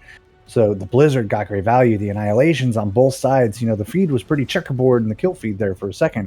But ultimately, I think just being able to set yourself up on point, not need to worry about flipping. You can kind of bounce off of it for a second or two, like let them get some progress, but gain a positional advantage. That really worked in Team 2's favor, as well as that early pick actually from Mio. I shouldn't discount that. Stepping up in a big way. We've maybe had some moments where we've called him out for dying a little early. but he's actually really heated up over the course of this series and has been getting some impactful frags. You've been going on about those anti-nades that he's been getting Oh tremendous yeah. value with. Like, that is the kind of stuff you need from your Ana player, and he's showing up at just the right time. Now I'm scared that I accidentally called him Mayo. I'm scared what he's going to do to me now, because if the Honor play shows me anything, I should be quite terrified. High ground Yeah. position taken early by Team 1, but a pick will even things out for them. Now they have that space to take the positioning advantage. Nice Mayo will try to split them off, but the sleep comes through onto Demon. That Nemesis form not being able to be utilized, and you can't use it to then go down onto that point for the point control. So Team 2 does get the early point cap. Looking to sustain here on this outside area, as now its positioning is completely flipped, as Team 2 definitely have the advantage. But a split attack with this poke kind of brawly composition, you know, those split angles are going to do you lots of favors, as honestly, this fight is carried on power and faith, doing so much pressure on that off angle there. Like, where is this fight happening? This is not the point. This It's everywhere. It's just anywhere else. Let's go play tiny Overwatch in the corner. That's fine. Yeah, a great neutral start, I think, for Team 2. But then Team 1 coming back around and just like, okay, we're over here, I guess. And I think that enables us to do this and this and this. And it absolutely did. GCB and Demon stepping up in a big way there. And then you just run right over, recap the point, and you're good to go. Elisu, though, coming online with the Annihilation, as is Demon. Both of them swapping Nemesis forms. You know, just trading blows here as both teams start to reaggress. It is time for our anime battle. Both Annihilations, both Nanos. There goes Demon, soaring into the back line. Finds one, but gets traded themselves out by Elisu. Annihilation now not there. They want to commit this beat. They want to have that sustain. The Blizzard as well. They're committing a lot to this fight, but they didn't find the follow-up that was necessary, as now the picks finally come through from Team 2. They kited that Blizzard and they kited that beat. They found the picks necessary from that long range, and they get the point flip for it. And I think so much of this like weird repositioning that we're seeing is actually because of the Blizzards and the Annihilations and all of these powerful zoning tools. You cannot fight on point when you're taking all that ticking damage and getting all of that CC. So you really have no choice but to do this like wide rotation, which I think really suits Team 1's style of play. You know, they've been playing more of that dive, more of that like, yeah, we'll come over to you, we'll go wherever we need to go to have this fight. That suits them just fine. And so does Dublin, just firing down range, making the picks happen. Oh god, yeah. That, I mean, hey, it's a Hanzo moment, right? Like, you know, you think you're gonna re-enter a fight, 2 headshots, 2 arrows, that's all you need. Yeah, what if you wanted to fight, but Hanzo said, go back to spawn. Yeah, Go just back to spawn. no. Just Good old no. Mike, good old Now Mike we for cross- Team 2. Right, yeah, we crossed 70% here. They have 3 big ultimates coming online, and not far behind on the other 2 as well. The Dragons and the Blizzard come out immediately, and power is already down as we cross 80%. Yeah, I mean, Team 1 don't really have a lot to work with. I mean, it's not quite last fight territory, and they did commit a lot, Team 2, so now they only really have the beat, and there's the anti-nades we've been talking about. They need to find the follow-up. They claim some space with it. Now they can walk onto point. Nemesis form utilized by both Remarchers, but the latter is going to be able to find a lot more aggressive value. The Annihilation comes through as well. Nano onto Demon, Nano onto Elisu. The sleep comes through. Great Can sleep. they find the follow-up? Nut has enabled this fight for the side of Team 1. Can they find the follow-up for it? But I just think these picks are just more consistent. Dublin on this Hanzo has been so damn good, showing us why we're not seeing as much Sojourn in the current meta. And Team 2, they find Antarctic Peninsula. We're going to be going into a 3rd round as well, but I mean, really kind of flipped on our heads what we thought we were going to be seeing going into this more brawly map. Right, yeah, and I think the Sojourn, like, you think about Sojourn and you think, you know, she has some zoning control with the Disruptor shot. She has so much burst potential, so much poke potential, and you're thinking, if I can just sit in the back and fire, I will be able to, you know, I can keep Elisu honest on whatever tank he wants to play. I can try and contest the Hanzo, just kind of be that counter sniper if I'm hitting my railgun shots. But unfortunately, that also makes you such a huge target because you want to be sitting in the back line. Yeah, you've got the power slide, but with so much CC on the field, that's not a guaranteed thing. A Ravenous Vortex will stop you in your tracks there. So I get the intention behind the pick, but I feel like that is a pick that can frankly be left behind with like literally the last few months of meta changes. Just because of the introduction of Ramatra, the viability of Mei, like it doesn't work. She doesn't just get to free fire and counter snipe like she used to. So power swapping back to that Hanzo Mei, look at the notable difference in compositions here, right? The Hanzo Mei Ramatra coming up against this Tracer Somber dive that Team 2 has liked so much. Elisu on this comfort Winston that has been an absolute standout for him all series long. This is the culmination of everything these teams have been learning over the course of this series in general, and power immediately making the difference on that new hero. Yep, I mean, hey, that's what the Hanzo can do. You know, that Sojin has to, you know, use the neutral semi-auto fire to even charge a railgun, but Hanzo could just click ahead with an arrow. Great anti-nade, though, placed by Mayo, as usual, finds the space they need. Enables them to really just push in. I mean, these Anas have been making such fantastic plays. As I say, that sleep comes on to Elisu. They don't find the follow-up for it, and the flip comes through. 10% was gained here by Team 1. They have a brawlier composition, so Elisu can't really take these close-range engages, but the hacks, the anti-nades, that pressure from Dublin 2 allows him to go face-to-face, toe-to-toe with that Ramatra. But, I mean, Blizzard Star really hasn't found much space so far. You know, getting countered somehow by these arrows being placed down on the field by Power. So now Demon, close to that annihilation. We'll see, being able to just utilize the brawling nature of this map to its absolute maximum potential.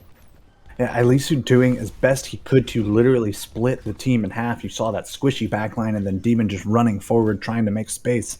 But ultimately, like you said, that follow-up just wasn't there. Too much of the team was split by the push of the Ramatra. So the point stays under control of Team 1 for now, though they are damn near giving it away for free, folks. Remember, the point of this game is to watch the objective. Dublin getting a quick 2 on that Tracer. Yeah, Hanzo or Tracer, it don't matter. Flex DPS is gonna be the name of the game. Wow. 4K there for Dublin. Oh my lord and savior. Yeah, great stuff here from Team 2. You can see the dive synergy finally making its claim here. They're finally getting back into the swing of things. And no rocky roads for Dublin here. He is doing work. 5 ultimates about to be online for Team 2. Not far behind for Team 1. Plenty of Qs to be pressed in this next fight as we equalize on percentages. So close all series long. This Pulse Bomb from Dublin we're obviously going to be keeping an eye on. I want to look at that Annihilation versus a Primal Rage. A sleep goes out onto Elisu, but it looks like that was immediately broken up. Dublin just looking for picks in this backline as the point fight gets started. May get taken out early. With Faith, possibly was going to have that Blizzard up and running for that mid fight. And the pace, again, every single time. All they need is the Primal Rage as they just go in quick. They find an opening pick and they just say, okay, we got an opening pick, let's just go in. And they do it. And you can, you could argue, honestly, that Elisu didn't even really need the Primal. I think he figured, like, sure, we got 1 neutral pick, but I'm probably going to need to crack this open a little harder. And then they went and got 3 more after he had pressed the ult. And he's like, guys, come on, I was trying to do something with that. But even so, right, that was such a quick win for them. We're crossing 90% and they have 4 ults in the bank. Team 1, of course, didn't use much, but that EMP is going to stop the beat before it even comes out. Yeah, and the Nano Monkey as well. EMP Nano Monkey, a classic dive combination that we love to see. Annihilation on point. Can it find that value? Mayo Not with that found purple. an anti-nade and a pick. These Anas carrying their teams to victory, fight after fight consistently.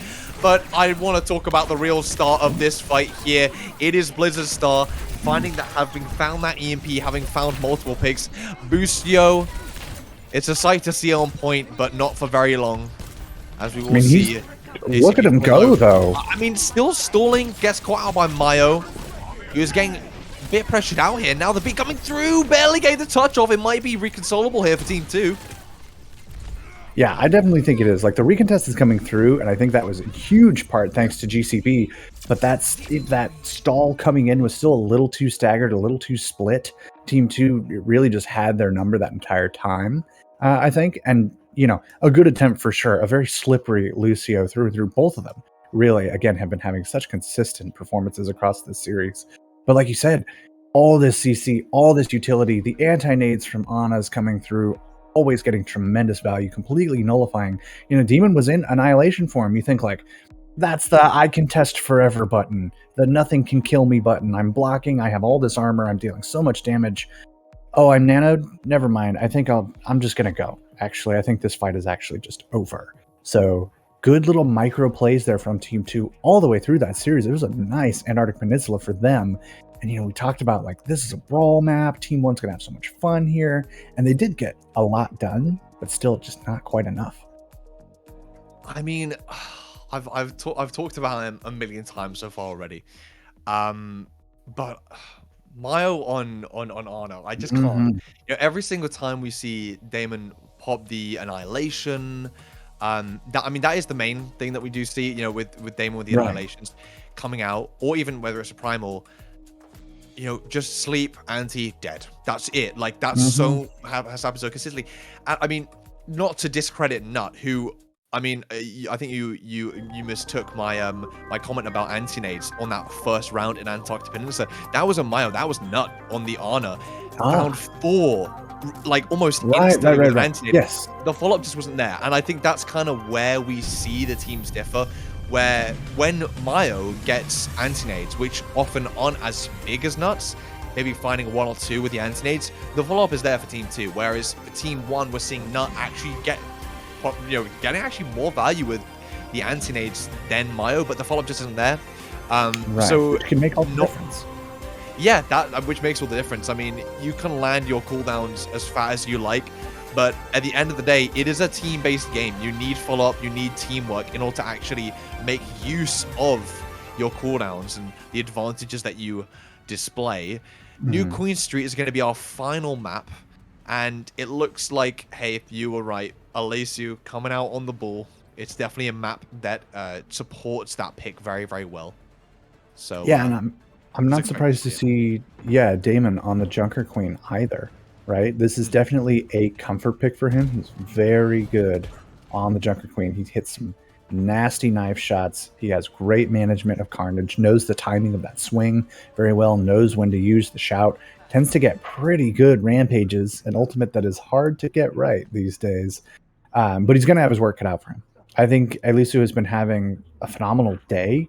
I think the Wrecking Ball has been one of his best looks. That and the Winston both have been super, super solid for him. And in general, like Team 2, like you said, like they're making great use of follow-up and target focus. That's been their bread and butter this entire series.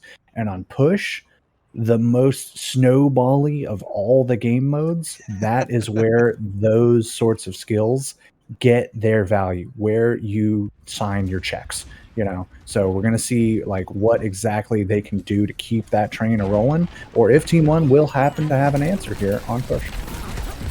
Absolutely. With an opening pick onto Alesu, it alleviates some of that pressure for Team 1, not going to be being displaced as much as usual by that let's call it annoying for now to keep the streams savory. Annoying pick can be sometimes, but already back in the fight is Alesu. Very, very quick on that ball, getting back into the fight, and there's the follow-up that we were talking about. Damage comes through. Mayo finds the pick onto Hamel on that Cassidy. Faith does find the trade on the Tracer, so Dublin not there with their ball, so you don't have as much synergy on those guys. And with that Junk Queen just being placed there on point, you have a lot more brawly capabilities, and it's definitely difficult to actually find follow-up if you're Team 2. Right, and I think they realize that, right? You see them back away, you see them know, never mind. Well, I mean, hey, I was just thinking, they're playing this rush composition. Maybe they're going to get outpaced again. Maybe we're going to see them falter. Nope, Damon clearly comfortable on that Junk Queen, as we've already previously established, already having that rampage as well. I mean, they knew where the backline was. They just went on the backline just pretty much instantly. Yeah, I mean, I think they took maybe a little second longer than I would have wanted. Like, they are a rush comp, and I think halfway through that, like my last sentence, they were like, oh yeah, we're supposed to be rushing them. Let's go. They're a man down. Immediate capitalization on that from them. The sneaky stick onto Mio and the one up onto Blizzard Star. Team 1 just maintaining with a vengeance here. This composition really suited them, but Grease, he gets one before he goes. Yeah, I mean, but you can't disrespect the Grease, right? You can't disrespect it, No. or just the Zen in general. I mean, Zen can pretty much can pretty much one-shot a Tracer if you really want to be scared about it. But yeah, switching on to the Lucio, they're going to be going on to a brawly composition in retaliation. I mean, we talked about Damon on the Ramatra, but we saw fantastic things on Elisu on the Ramatra on Tacta Peninsula. Will that translate to New Queen Street? We'll have to see as the EMP is being cast. Big.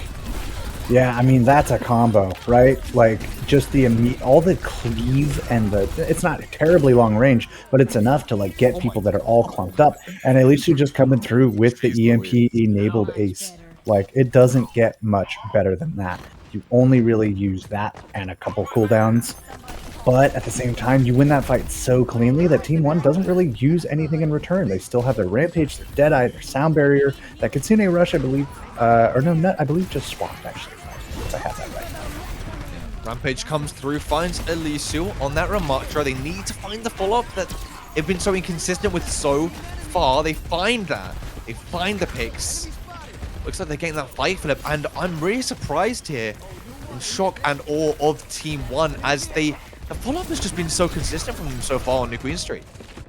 Yeah, I mean, just running forward, never letting up, always pushing for an advantage, always looking for a pick, someone to be caught out.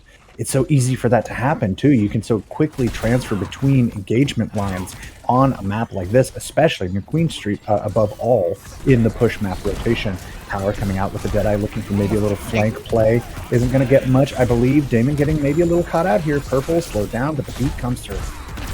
Yeah, JCB wants to even things out here, and as we've said multiple times before, the latter beat almost always finds more value, but the Ramatra mid-fight is just so damn strong. Holding that Nemesis form, using it a little bit later than you'd think it would come out, to just wait for that beat to disappear and then get that damn damage in. Yeah, really just trying to maximize the value of your increased durability, both from Nemesis form and Annihilation, if you were to pull that out, though he does save it. I think you have a lot of ground to cover. I think it makes a lot of sense to try and save it. Damon getting a little caught out. That shout comes through, but just no way to get enough healing to handle the damage coming online. Sorry, my screen froze for just a smidge. Great progress now being made by Team 2. You're about to cross 20 meters. You got a ways to go, though. Again, I won't bother with that math, but they need to stretch these ultimates out to really try and equalize the series as we, funnily enough, near the halfway point. Good pick from Blizzard Star. Yeah, I mean, this is when we see the snowball, and this is what, Team 1 were really, really clearly scared of. They found some great early value, but here comes the Rush and the Rampage. They want to stop this avalanche before it comes crashing down on them, but the bot doth tick closer and closer to the checkpoint, and Dublin is there on the Hanzo. We saw them absolutely pop off on Antarctica Peninsula. What a sleep as well, by the way, by Mayo, the long-range sleep, absolutely unreal. And here come the avalanche from Team 2. The snowball is there.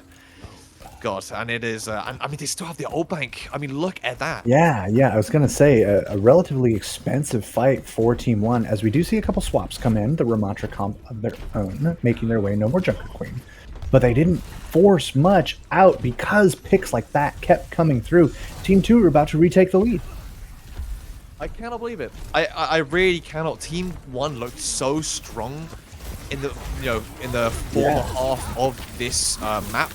Blizzard comes out nice and early, and they have that ult bank. They had so many fights where they just opened it up with nothing utilized, and so they're at that point there where they say, okay, we're in a position where we should just utilize everything we have and just get as much push and just commit all of our ultimates. That's exactly what they're going to be doing. Coming into what could be possibly lost by territory. Yo, are you kidding me? Can't be doing that, man. This is a kid show. This is a Christian stream. It's great that all these neutral picks are coming through for Team 2, but also they're entering such a good ultimate rhythm as we damn near are about to finish this map. Right? You use a couple, you're close to a couple more. The Dragon Strike's online, the Sound Barrier and the Annihilation literally about to come up alongside it. We are like 2 meters away from finishing this map, and the beat comes out. From both sides, nut is low. You gotta be careful about your honor falling. And yeah, I mean, just the Annihilation used better by Alisu. Blizzard comes out, but it's just a May against the world as we see the And that's full that. cap of New Queen Street from Team 2. And you're right, that is that. And a great showing from Team 2. Not to discredit any of the players that have played today in this Block 3. Fantastic plays made by all these players, and a great showing from everyone so far. Yeah, I mean, I think as we've kind of said a couple times, and I definitely feel it bears repeating, this is not a tournament. The win is not everything here. It's about how do you solve problems? How do you operate under duress? What do your comms look like in moments like these? Things that we're not immediately getting insight to, but things that the coaches and the general manager are definitely taking notes on, things that are very important to them. So hopefully this gives them plenty to mull over. I believe we're entering some final stages of deliberations as for our starting 7, I think it's going to be. So yeah, I mean, I think this was a great showing from a lot of players. We had some standout performances, right? All those crazy pulse bombs on Esperanza, like insane individual plays, as well as some good coordinative efforts that I think will really push us towards a good starting roster here. Yeah, I mean, like we said, it's not about the win. And I mean, for me personally, looking at Team 1, a team that, they obviously didn't find as many map map wins as they would have liked to. But I mean, just from my perspective, I mean, 2 players that stood out for me on Team 1 was number 1, Nut on the Ana was really ridiculous, nutty, pretty much. No pun intended. Haha. JCB as well. I mean, really, really good on that Lucio. Very Yeah. consistent. We saw a little bit of the Brigitte, more so from Greece, but a tiny bit from JCB. Would have liked to see more of that. But I mean, Lucio is like the main support to play pretty much all the time. Yeah. So, Yeah. and Faith if you need him, he's Tracer good. as well. Faith Tracer was really good. So like you said, I don't think the wins matter at all here. I think it just matters about showing off what you can do and playing to the best of your abilities. Yeah, I mean, that's really all you can hope for in this scenario, right? You're just here to show up and show your best self. Get your flashiest play on the board, show exactly what you can do, show how you think about the game and what's important to you in your execution, and hopefully just impart that as best you can to the committee that's making these decisions. So bravo on both sides here. I think both of these teams stepped up, had some amazing mechanical performances all throughout, put on a heck of a show for us. But I mean, that's really going to wrap up our block. Absolutely. Don't go anywhere. You'll see some of these players even carry on into the next block. So I'm sure you guys will all see some familiar faces there. It's the end of the road here for me and Thibbletalk, but it's been a pleasure to cast for all you fine folks at home. Don't go anywhere because we'll be going into our block D very soon, and we will catch you later. See you.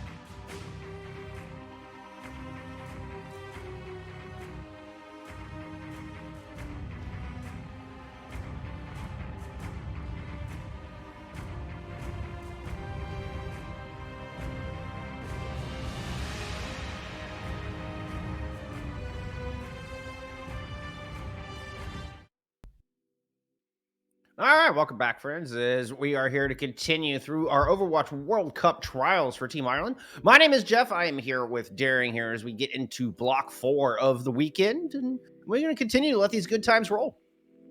Yeah, it's we finally reached the final stages. I'm sure those of you watching at home at this stage know you've got your 5 choices picked out for who's going to be representing us on the world stage. But it's basically, this final block is more or less the mishmash.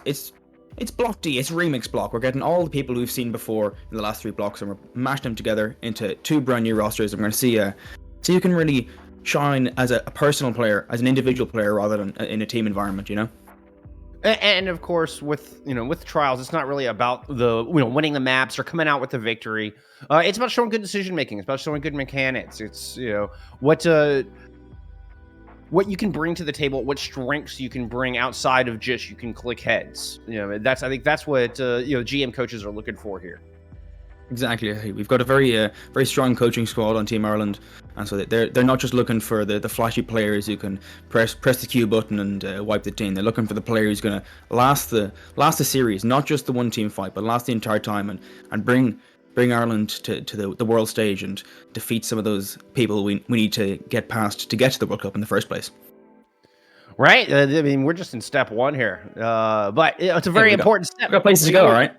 Yeah. Still a ways to go. As we take a look at our 10 players, we take the battlefield here for our 4th and final block. We're getting Elisu is returning here for block number 4, but Dino coming in for I don't know, blue team, team 1, whatever we're calling them.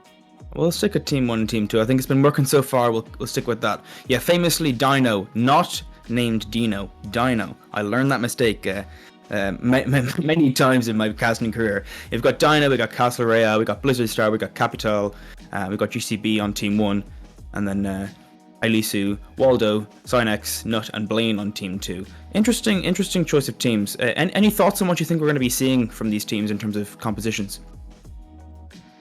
No, not a clue. Not a clue what they're going to want to run out here with. I mean, we are going to be on Lijiang Tower here to start off block 4, so depending on the submap, could determine what kind of compositions our squads want to run. Looks like we'll be starting on Control Center. So I'll be expecting, there you go, right as expected. A little bit of Ram, a little bit of Reinhardt. Oh, Dino is on the Reinhardt. It's an interesting one. He is a bit of a fiend on it. I've been victim to it myself, so we'll see if he just gets in there with GCB and just starts swinging the hammer. There's nothing they can really do to stop it, to be honest. Particularly if a good May wall comes up to deny any retreat. That's really the 1-2 Interesting rotation from Team 1 already. They're rotating all the way around the back. Got that natural cover, so they're moving forward already. The shield coming out from the Maracha means that there's not a lot of resources. And Synex kind of stuck behind enemy lines. They're not great from the May, but they are trading, so it could be worse. I mean, both Mays are out of the fight here, but Dino's able to move up, take care of Addicted. And blue team do manage to cap here. Good start from team 1 there, exactly. And Castlereagh, in-game name is Dublin, of course. Might be a little bit confusion, but we'll work through it together, don't worry. Correct, and Blaine is Addicted. So in case y'all were noticing any incongruencies between our roster lineup and the names you're seeing on screen here. Same people, just a slightly different name. Dublin is holding down White Room and is not allowing anybody here from Team 2 to move up. Big Maywall coming in there. At least he's trying to get out there. Of course, has that aggression, has all that HP, is going to be perfectly fine. But Synex goes down again. That's the 2nd time in a row that Synex has gone down first in the team fight. Yeah, not a good start. Not ideal, but with Dino going down, that's they are trading, and I'd rather have a tank than I'd rather have a mate in this meta, to be honest with you. So yeah, team 2, I think looks like they're going to take this team fight anyway. And if we look at the ultimates on the board, team 1 with that early team fight victory in the first team fight, they're looking a lot better. They got the Shatter. Dino taking the Ramacha for a ride, but he goes down himself. But 4 ultimates on the board, basically each. Synex is going to get the Blizzard first, which I think could be like the deciding factor in this next team fight, if he gets a good Blizzard anyway. Yeah, and considering went down first in the past 2 team fights, that's very fortuitous. Bit of a feast or famine type situation. It's definitely going to be the biggest impact ultimate here coming through. Large slam coming in shortly, I would presume. Oh, yeah, slam goes down. That's addicted on the ground.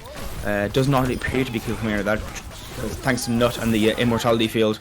And team 2, oh, I think we're gonna have to give that team fight to Nut right there. If it wasn't for that immortality field, they would have not had a Lucio, and that would have been the start of the disaster. 3 ultimates used on the side of team 2, so they won on the ultimate fight, but the economy is not in their favor anymore. They're still hanging in there though. 50% and counting. That's true.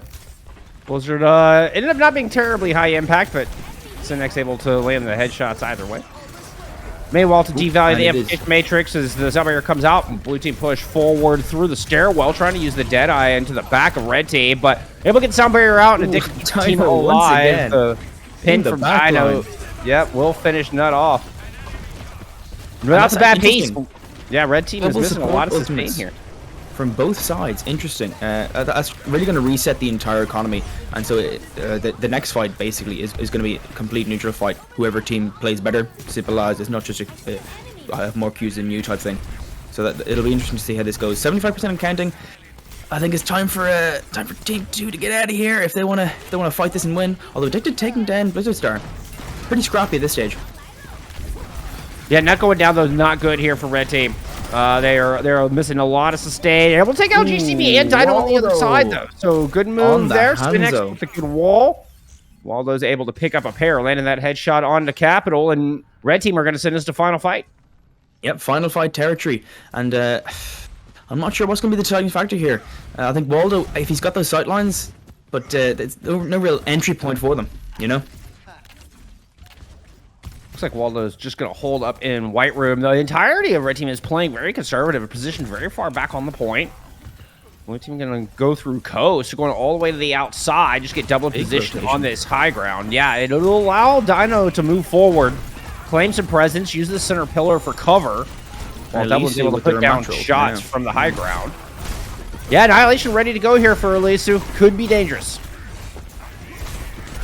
Hasn't been able to keep it up so far, and it might be a visual glitch there. Oh, never mind. The ultimate hasn't been used yet. Just holding onto it for the aggressive push from Team 1, and then it can pop it off and immediately start punching head, so to speak. Looks like everyone's pressing through now. Yeah, both DPS ults coming out here from blue team, though. I think you're going to be the difference makers. Double finds 2. Blizzard was able to... What a city! To freeze them up. Dublin! And I think that's going to be curtains for this round, to be honest. You lose 2 that early in the fight when you're 99 to 99. It's not going to go well. And yeah, Team 1 takes the first stage of Lijiang in this final block of trials. Score 1-0. So I think the tank battle was the interesting one there for me. Seeing how the Reinhardt and the Ramatra interact, because obviously Ramatra and Reinhardt more of those close range type characters. So we'll see. Elisu looking for the Wrecking Ball character here. That's a bit of a change up from last time. Swapping to the Winston. We'll see what actually happens in 41 seconds time. I'd like to see some Monkey Winton Fridays, you know. Winton Fridays, huh? Mm-hmm. Typically Winton Wednesdays, but I'm all about some Winton Fridays. Oh well, you have forgot to account for Funky Monkey Fridays. That counts as Winton Fridays. Oh, okay. I'm on board. I'm on board with some Funky Monkey Fridays. It'll definitely do. Definitely do. Yeah. Elisu on board as well. Waldo sticking with the Hanzo coming in here. Sit next with the Tracer. Being matched by Dublin on the Hanzo. That'll be that's the fight to watch out for. We're back to the stuff we've seen in previous blocks of just the Lucio and the Ana. They are very much a mainstay at the moment with the anti-nades are really key. Those were the key in the previous block coming out from both the Anas.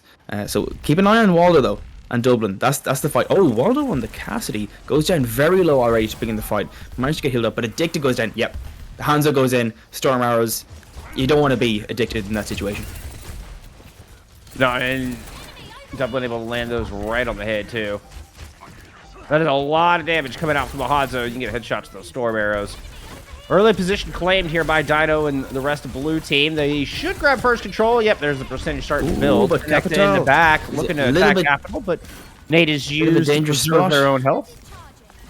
GCB coming in with the clutch clutch peel there to save his support duo. Hey, that's Dive what in friends from are Ali for. Su. Doesn't manage to get anything. He's a little bit low. Probably time to jump out there. 80 health. Goes down. Doesn't get taken out. Dinah going down first. That's important. Cynex, they'll be missing that damage, but I'd personally rather have them Ramatra, as I said last round. The tank is so important.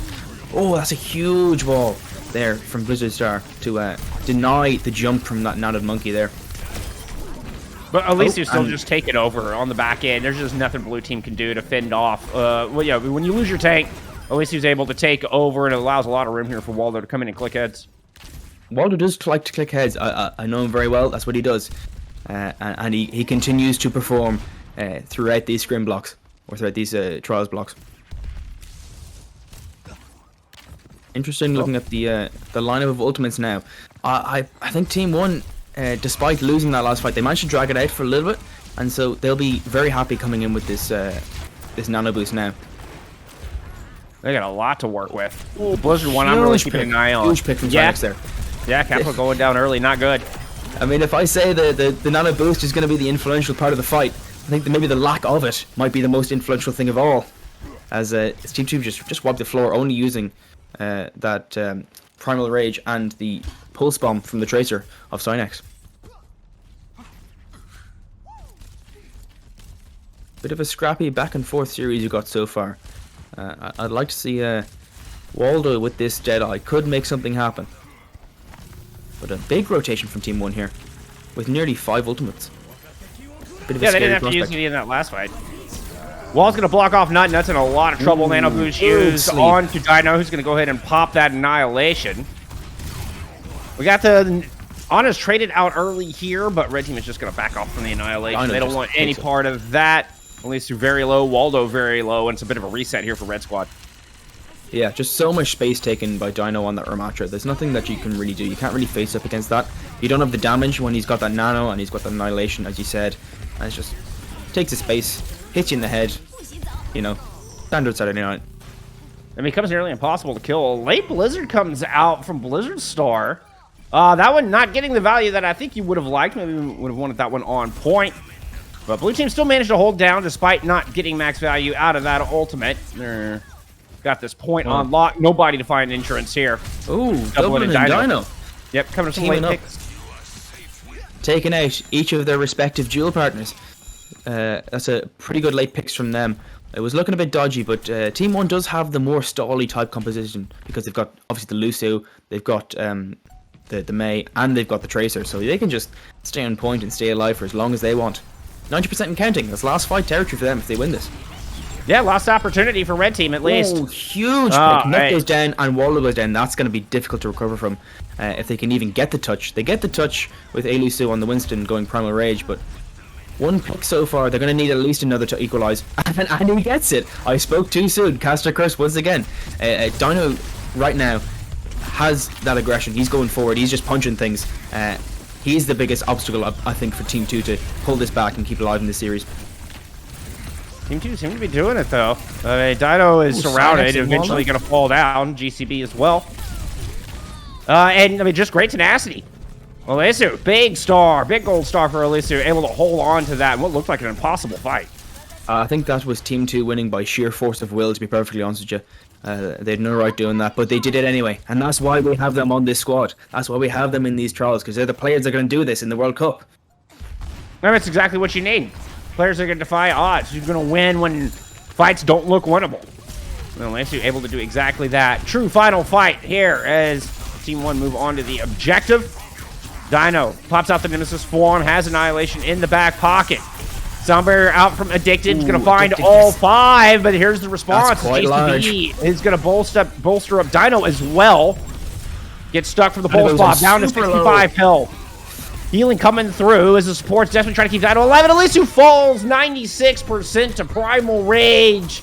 It was so close there for Red Team. And Nut's able to find a pair of headshots Nut with is the Kunai. going Now nuts. has this Kitsune Rush ready to go, but can't get it out No on touching, time. unfortunately.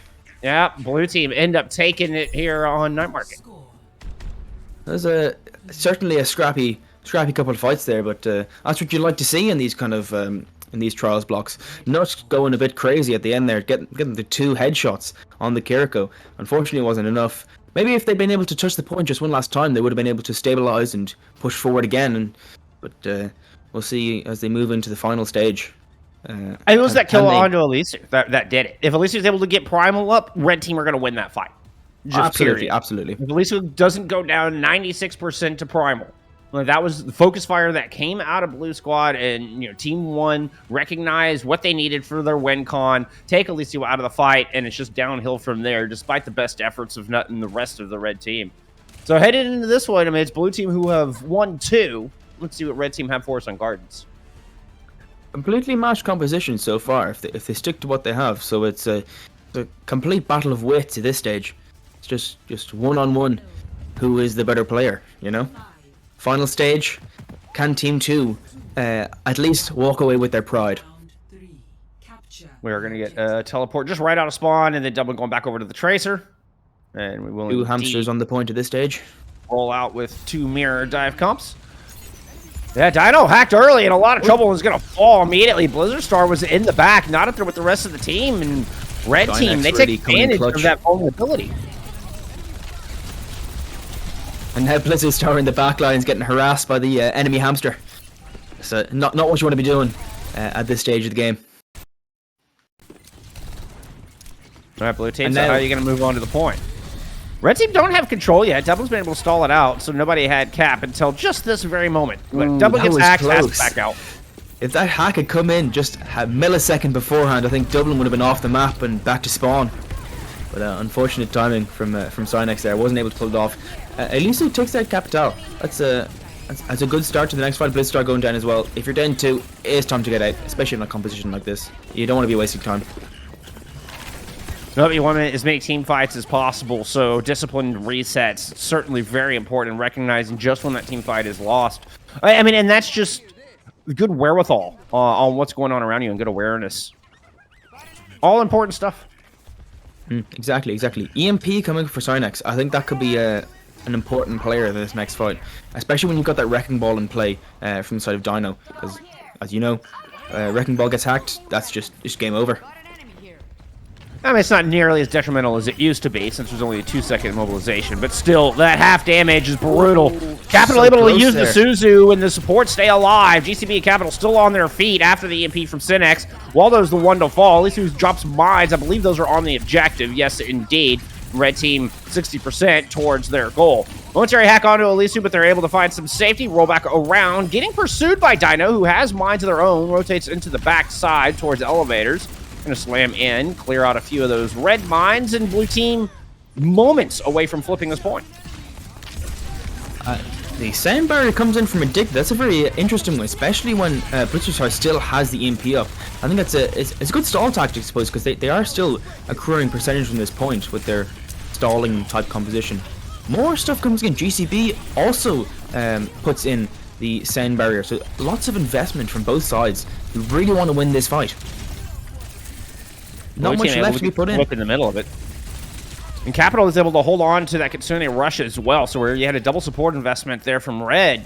Capital, staying conservative in their use of ults.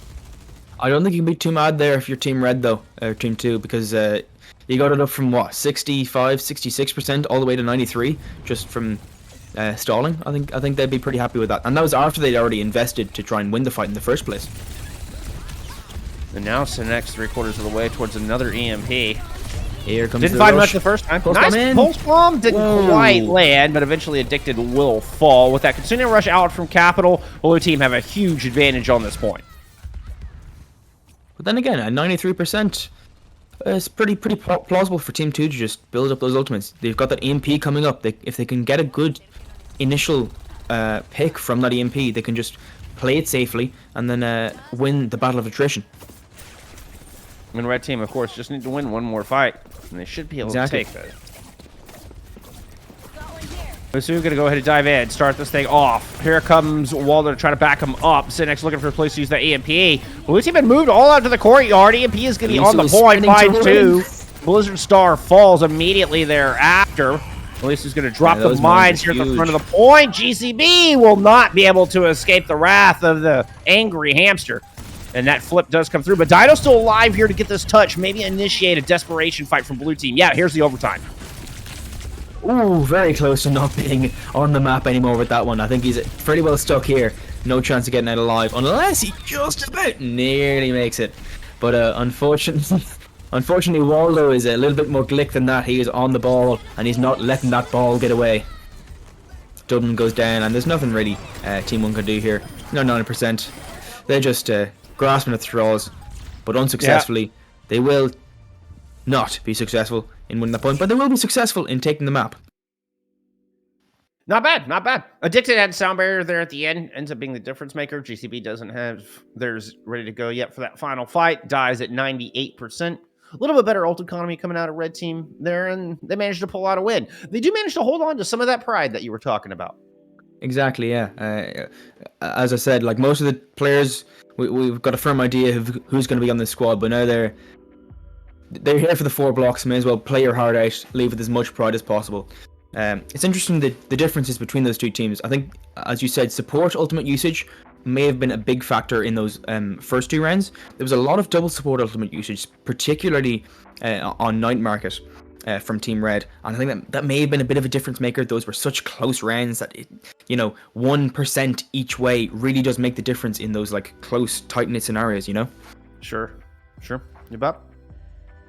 Well, hey, we'll see if the strong mental can continue, and we'll see how the supports choose to respond. We are moving into a loser pick scenario here for our second day. So as opposed to the set maps that we saw through the day yesterday, this is going to give an option for, I guess it's going to be red team in this case, to go through and pick a map where they think their strengths will prevail. Well, they think they can have the edge. And this brings an interesting look at the decision-making of this squad. Yeah, exactly. Like, it's not just an individual player thing. It's how people can work in team environments. And so this will give an idea of who's willing to put forward proactive ideas on how, because in real tournament scenarios, loser picks is pretty standard when it comes to like the nitty gritty. You're out if you lose type series. So there is definitely a large element of decision making to be made in these situations. And I think it's a good thing to read. And you need to be able to make those reads on your opponent. You need to be able to find the weaknesses in the moment. In the times when it matters most, in those split-second decisions, can you best pick exactly where you want to hit? Can you find those pressure points that are most vulnerable to your opponent and send it there? And in this case, being a map pick. I'm not sure do we know what map type it is? I don't know if if they're restricted by type, or if they can just, hey, maybe we want to go hybrid, maybe we want to go push. Who knows? I don't think there's a set type of map, but I hadn't seen one. We'll know fairly shortly anyway. Blizzard World, we're being told by production, is the map that the red team have chosen. I wonder why that is. And any insight into why that is the one they've chosen? No, I couldn't really tell you offhand exactly. It could be a comfort pick.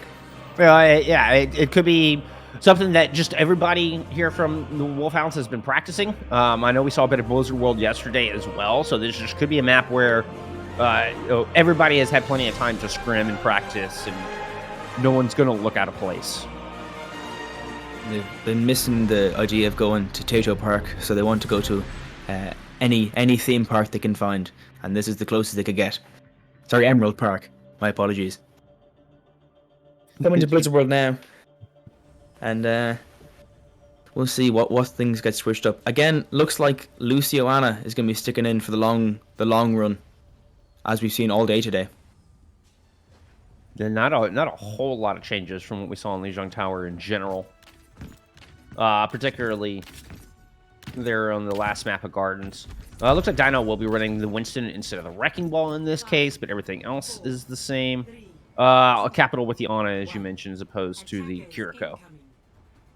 Waldo coming out with the Cassidy. Interesting variation on this. It kind of turns it into more of a poke rush comp. Less dive. Yeah, it's an interesting variation on the dive composition, as you said. It didn't really work out too well for them on Night Market, but it did work fairly well on Gardens. I think they were playing the Cassidy at some point. Although I think Blizzard Star on the Sombra here is going to be a bit of a difference maker. Oh, good start. At least he gets slapped immediately by Capital. Not much you can do against that, and then Blizzard Star goes down, GCB goes down. Cynex on the Tracer, on an absolute mad one. So close to getting the Ana. Will he get the 3k? He's not, unfortunately. But there's always next round. Always next fight. Yeah, Elysiu kind of came through and stole that one away, unfortunately. At least for Cynex. But to fight win, and at the end of the day, it's all about teamwork. Stop the payload. I think Red they'll can't be too mad about that one. No, they made the dream work there. One and done for their attack on point A. Notice a bit of a trash talking going on in the team shot, or more accusations of toxicity. I noticed Pure Irish in there. What's that little rascal still doing around? And sticking with the Winston compositions. Waldo's still on the Cassidy. Obviously it worked. Something about it just seemed to work. Blizzard Star in the back line, very low. Managed to get out. Not going down. Not great from Dino getting caught out there by Cynex. And Yeah, so Blizzard Star going down again. Elysiu is missing sustain, and blue team missing their tank. So red team are able to just keep moving forward, even though they're still waiting for Nut to get back into this fight. We'll be coming back super close to a nano boost as well. Maybe it's a blessing in disguise that Nut died early because couldn't use the nano boost prematurely and were able to win the fight without it. Blue team sitting up on high ground, just kind of setting up an ambush. Ooh, Waldo tried to circumvent, go to the inside. Dino and Dublin are able to make the read, and Waldo will not make it out of there alive. No, it is a trade of DPS. Oh, Nut fins off Dublin and sleeps Dino. Nut will not be overtaken here on this auto. They have put their flag down and will not be dislodged. 5 minutes and 33 seconds in the time bank going into point C. This is... Oh, where was Team 2, this Team 2, when we were on Lijiang? What's going on here? They're going nuts. They're going crazy. Yeah, Cynics is having a game. Another early pick. And Dublin not sure what to choose. Goes between the Soldier, the Echo, now onto the Cassidy. Complete matching compositions now. Maybe Team 1's just thinking, alright, you do your composition, but we'll just do it better. I mean, Cass is in such a great spot for this map. All your sightlines kind of fall in that 25-meter range, so there's almost no damage fall off across this map. Waldo able to win the showdown of the OK Corral. Primal Rage popped by Dino. Sound Barrier. They're from Red Squad. Dino and Tito. That is it. Dino gets killed by Nut over the pit. Will fall to their demise, and the card continues to roll. Yeah, great sightlines for Cassidy, but it doesn't really matter if you're dead. There's not great sightlines from the spawn room, to be honest. So Waldo pretty happy with that one, I would say, as they move on. 4 minutes 26 seconds to finish this map. Last fight, perhaps even. Yeah, one last chance for blue team to fend off. That's for sure. And they're gonna have to win ultimates quite a on few the in a line. row. Sound Barrier out here. Cowboy. Oh, Double. Blizzard Star goes down. Will it be enough is the question. Doesn't look like it. Elysiu takes down Capital. A bit of a nutcase on this Winston, to be honest. When gets that Primal Rage, it's like a Primal Blade, to be honest with you. Reminiscent of Gushui. Every time he presses Q, gets 3 or 4 eliminations. Well, blue team are able to stop Elysiu and company here on this one. Do have... Was either Waldo or Cynex was working off that flanking on the back. It looks like Cynex, yeah. And Nut went to go join him, swapping over to Akira Call. Cowboy in the back. I repeat, Cowboy in the back. Gonna get 3.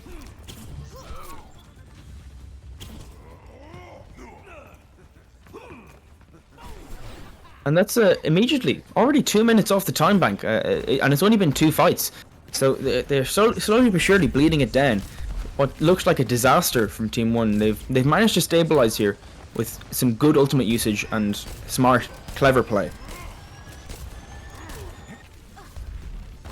Still have to hold for 3 more minutes. Bit of a battle on the high ground between our two Winstons at the moment. At least it's going to chase Dino down.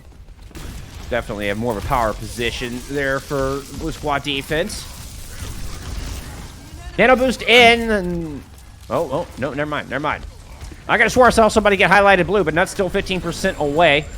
Does throw a good bionade, and it forces Dino back, buying red team a little bit of space to move in, which Waldo will use to take GCB down. Team but one with is Nut so falling, low right now. They've lost Red team- Nut, but can Red Team pull it through? Blizzardstar does get healed. That's quite huge. Blizzardstar is a sliver of HP. I think if you sneezed in his direction, he might go down. Gets the health pack. Manages to stay alive. Looks like Team 1's going to hold on here. They based on the health bars I saw earlier, they have no right to be still in this fight. 2 minutes 13 seconds on the clock. They have the Suzy Rush. They have the Pulse Bomb. They have the 12 o'clock high noon, the Cowboy move pretty soon. But there's 4 ultimates coming up for Team 2 now. It's a very high energy fight coming up. Cowboy goes first. Will he get anything? Nearly does. Big bubble there from Dino to try and keeps himself alive. And a Dublin comes in, gets addicted with the 12 o'clock. But not in Lucio. They're pulling it back. They say, "No, we don't need our Lucio. You can take a break. Put your legs up. You go around." Minute 36. Can they get Dino? They get Dino out. They do get Dino out. And it's looking like Team 1 is not going to be very successful in holding this point until Blizzardstar comes in, gets the pulse bomb, takes it Elisu. Dublin on the Genji comes in, clutch pick, because once you get those dash resets, you could just back and forth, takes it Sarna, takes it Waldo, both DPS gone, and that was a miracle from Team 1 to stay alive in that fight, to be honest with you. Yeah, don't want to call it too early. Blizzardstar landed that key pulse, and once Elisu's gone, Blizzardstar is able to run free and just clean up. And we see they've looked so good this entire couple of days on a multitude of heroes. 5 or 6 different heroes, and Blizzardstar's looked great on all of them. Exactly. It's definitely one of the more clutch pulse bombs we've seen all weekend. Typical caster curse, as per usual. Next time I'll just keep my mouth shut and we'll just watch the excellent Overwatch gameplay. So next takes down Dino. It's a good start from Team 2. I don't want to call it in anyone's particular favour at the moment. 35 seconds, so this is last fight essentially. Last proper fight we're going to get. Addicted on the Lucio. Gets that speed boost in. Lucio addicted. They're in. Blizzardstar once again. Don't do this to you, Rod. You can't do this to me. Not again. Not twice in a row. Dino is on the ball, trying to stay alive. But with 3 meters to go. Team 2 managed to push it with time. Very importantly, I think. Blue team had to use all their ults in that previous hold, so it was just an economy advantage there for Red. Classic addicted rollout into Pulse Bomb. Unlucky. Fortunately, though, you had the Nano Boost to work with. Yeah, the Deadeye to work with, and Red team able to get the job done. Like you said, still a little bit of time left. 17 seconds on the clock. But considering there was over 5 minutes in the bank when point B was capped, good hold there from Blue. Absolutely. It was and I think it's a testament to all the players on the Blue team in that they can be in that position where, oh, we've just lost every fight in this match, so in this map so far. We're down so far. They've got 5 minutes to cap, but they still managed to mentally reset. Say, okay, this is what's going on. We have the high ground. We have the Cowboy. They mentally reset, and they come back and they get 5 minutes off the clock like that. Good stuff. Good hold. Now let's see what they've got for us on offense. I think keep an eye out for Blizzardstar on that Tracer with the pulse bombs. Notably, managed to get the pulse bomb between those two fights. They nearly put it back. As I said, the addicted rollout into pulse bomb combo. It's a miracle. It happens every time, you know. A miracle addicted, I think, would just stop. You know, but hey, it's part of his brand at this stage. So like, yeah, exactly. Just gotta leave it in there. Just play good the rest of the time. Yeah, just rolled into the identity. You're able to win, even though you get pulse bombed out of rollouts. You know, sure, why not? High ground for Dino here. Yeah. Looks like they're waiting just to collect some resources. Might do a little bit of a dive onto Nut, who is quaking in his boots at the thought of Dino on the monkey. Blizzardstar in the backline has to use the recall, so that's another 10 seconds without that ability. As Synex is getting a little bit aggressive here on the Tracer, going straight for the backline. Dino goes down. Oh, that's a Cowboy grenade straight to the face that you just don't want to be having on a Friday evening. Lots of low health bars here for Team 1. Elisu going down low pretty well as well, but Nut's got that healing. Nut will keep you alive, and Capital goes down, and that's the fight one for Team 2 there.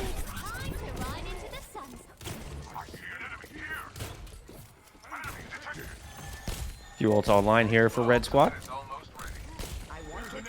That's been absolutely crazy all day. 87% on this pulse bomb for Blizzard Star. That's what I'm looking out for. I feel like there's a big red cross on Nut's forehead, and Blizzard Star will be aiming for that when he presses Q, to be honest. Cynex also has a pulse bomb, so both Annas should be taking refuge next to their monkey friends to try and stay alive. Oh, big sleep onto Dublin.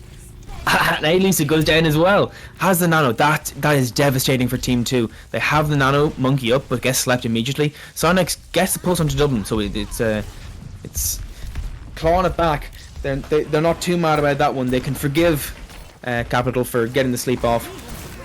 And oh, Nano Monkey comes in here. Oh, huge sleep, and has the cowboy ready to go. They get woken up. Dino just about stays alive, just to wave goodbye as he gets shot in the head by Waldo on the Cassidy. Minute 33 on the clock. It's looking like one, maybe two fights here for Team 1. And realistically, what kind of a chance have they got of pushing this any further? Yeah, that's a good question.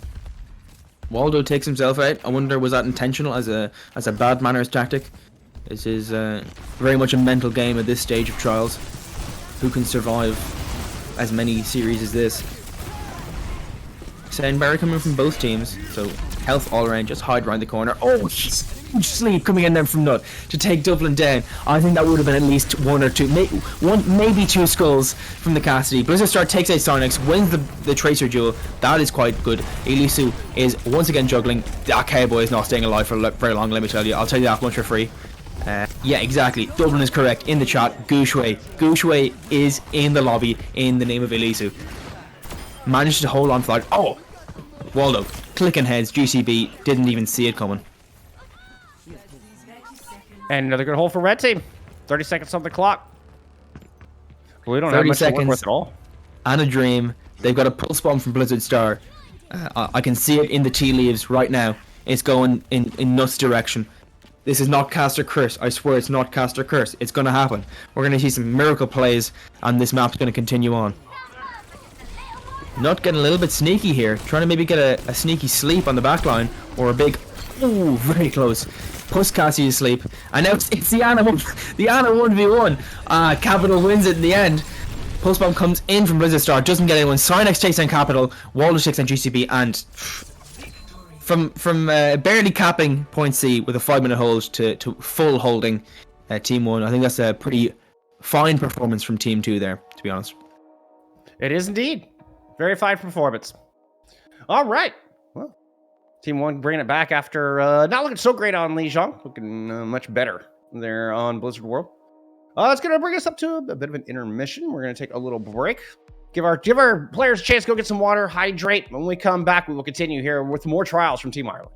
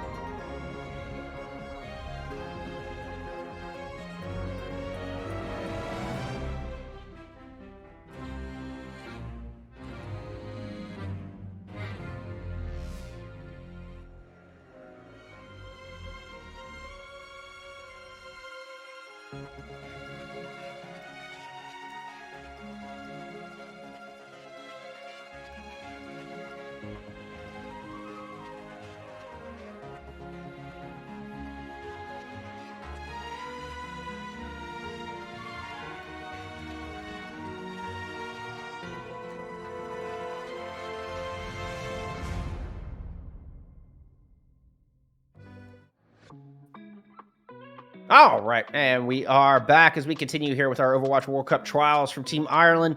The Wolfhounds looking for the 6-7 players that are going to represent them, represent the national team come time for World Cup, and I mean time to see if they can get into World Cup. But first, they got to figure out who those players are. Hence these trials, and we're going to continue forward. We're headed to Kings Row for our third map, so it doesn't seem like there's any structure as far as game type.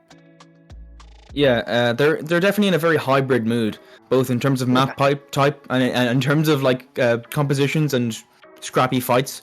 It's a bit all over the place, but all I know is that I'm afraid of Nut. That guy is, he's really putting in a performance today. Always does, always does. I mean, looked good on the Kiriko, but particularly on the Ana. Was just such a huge threat. All the cooldowns finding just great value. The nanos coming through at the perfect time. Fight winning there on the attack for Red Squad on Blizzard World. Yeah, Nut's been a real difference maker here. And I think we also have to give props to Elisu on that Winston. Jumping around, it is Funky Monkey Friday. Getting those picks, having a great time. As we take a look at our pretty map screen. I already mentioned, yeah, we're headed to the quintessential Overwatch map, Kings Row. Everybody thoroughly practiced, scrimmed. I'm curious if we're going to get Reinhardt battles. I assume we're either going to get Ryan or Ram. I mean, we could see some funky stuff. You know, you could see, like, Wrecking Ball compositions come through, try to work the high ground, or even a Winston and try to accomplish the same thing, particularly on attack. Point A, and try to work around behind the objective and see if you could surround. I mean, there's definitely some different options. Googly Eye Reinhardt is certainly one of those options. I could be wrong on this one, but if I'm correct in saying there is at least 2 people in this lobby that are either scallywags or former scallywags, and if there's scallywags in the lobby, then you can be guaranteed there will be a bit of messing going on. I'll have to defer to your expertise on who is the scallywag. I think maybe 10 out of 10 scallywags, but as for the official team scallywags, I think maybe Dino. I'm not 100% sure. Don't quote me on that because I'm not 100% sure.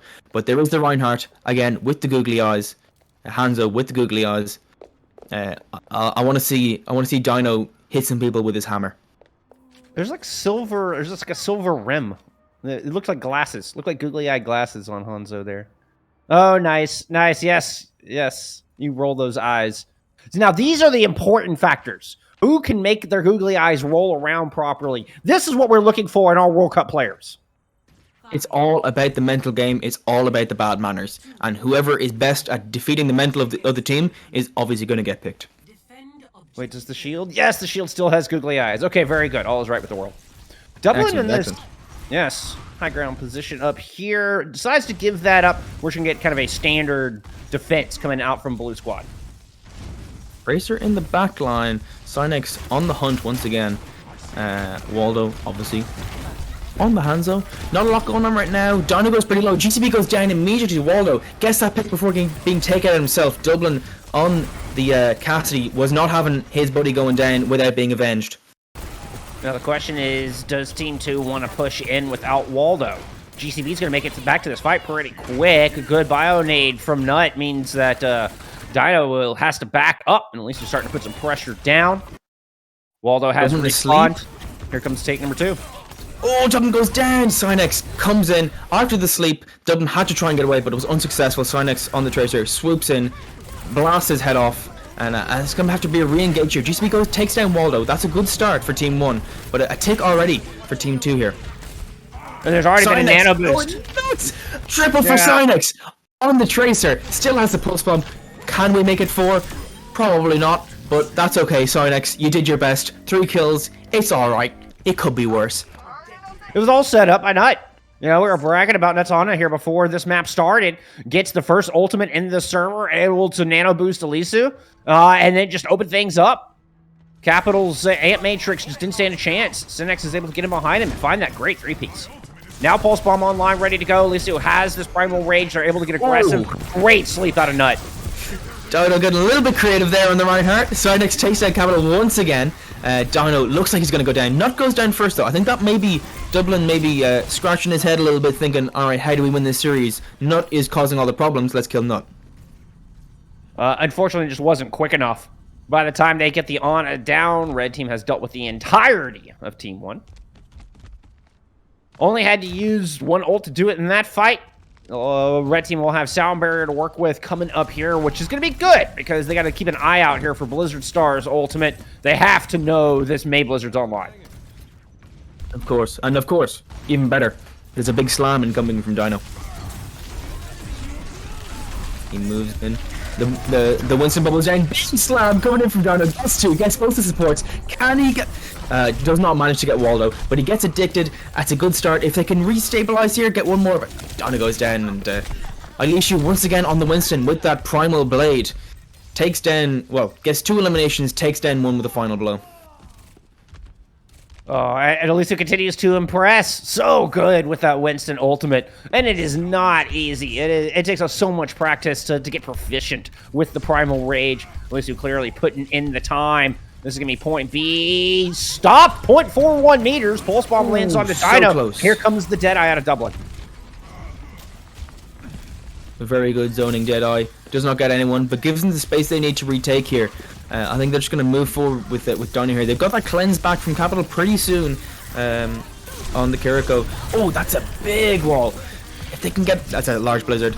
Aliso not having a very nice time. Guess Nano to keep him alive from Nut. So it's really back and forth right here. Addicted goes down. Not great. Double support usage from Team 2. That's a significant investment, but it's really scrappy right now. Blizzard Star goes down next. Oh, it's so back and forth. Waldo goes down. That's... It could be fight starting there. I think you really want to be winning these, going for these scrappy fights if you're Team 1 because they are in control, they are defending. Dino's on his own right now in the sewers with Nut. Nut, that's not where you want to be. Dublin goes in. Might be a cheeky back cap coming here from Synex. Fortunately, GCB is on it. So that's the Lucio keeping an eye on things, and the cart remains not docked into point B. It was a good play, and I mean, not even the nano boost out of Nut was enough on that one. Great job out of Dublin, able to hold that off angle and fend off the aggression coming in from Synex and Alissu. Alissu does have that Primal Rage ready to go. We were talking about the efficacy that they've been able to get out of this ultimate here. It's been fight winning nearly every single time. And now just need a few more meters to make their way into the Foundry. Red Team on the attack. Here they come with Dragons to start it off. Oh, slam goes down from Dino, but does not get anything. Alissu takes out Dublin immediately. Hasn't even used the blade yet, so that's still an opportunity. Synex gets to the pulse bomb in, unsuccessful in finding any picks with it. But I think this is so far, Team 2 look to be more clean in this fight. They use the Suzy Rush. Capital uses it, but doesn't really find anything at the moment. Primal Blade comes out from Alissu. Dino charging into Oblivion. Gets addicted in the end. Classic Dino. Takes one on the way out. And Dublin gets Alissu. Oh. Gets Synex. Can he win this? It's the 1-on-1 now. And Waldo can't do it, unfortunately. Minute and 11 on the clock. That's rough from Team 2. You have to admit. Oh, that is an unreal hold. What a clutch out of Dublin. I mean, Synex had pretty much ushered that one in. Synex did everything right. Working on the back with Alissu once again. That impeccable teamwork should have been enough. Unreal hold. As Dublin's able to land the shots that flick onto the Tracer right on the line. Beautiful stuff. And you can't really discount Dino's role in that one as well. Getting the charge into Oblivion that happens to connect with Addicted. GCB goes down first. That's huge. Because they was just coming up to the sand barrier. Capital goes down as well. No supports. I think Team 2, surely there's no way they mess this up. Dublin gets Alissu. Dublin goes down himself. Trades his life for it. I don't think you want to be taking that trade when you're already down 2, to be honest. Yeah, Dino goes down. Blizzstar goes down. This is looking all Team 2 here. Yeah, no heroics this time. The nano boost onto the Winston is enough. And, Dublin tried to bring it back. He's able to get one in that fight, but it does get shut down. Waldo comes through with that final blow. And this cart finally makes its way to the Foundry, but not with a whole lot of time. Only 90 seconds at this point at best. this cart will finish in overtime, and that's only if red team are just perfect for these next 90 seconds. And again, that's got to be part of the mental game, because if you don't finish your time and your opponent finishes more than a minute, it's not looking good. No draws allowed in trials, only victory. Cynix takes out Dublin in the spawn room. The disrespect leaves both the supports in the backline to get taken out by GCP. It's a bit of a blunder there from Cynix, but not much to be done. They're still pushing. Minute left. Interesting. GCP comes in with the sound barrier. It's a bit of a late-term investment. They obviously think this is a worthwhile fight taking instead of just delaying and waiting. Blizzard Star goes down though. Oh, big slam from Dino. Takes down 3, goes down himself, but takes out 2 on the way. Waldo and Addicted go down. Can they stabilize here? I think Team 1 wants to be doing this because, as I said, they are defenders right now. They much prefer these scrappier fights. They have the quicker respawns. But Team 2 taking the card at the moment.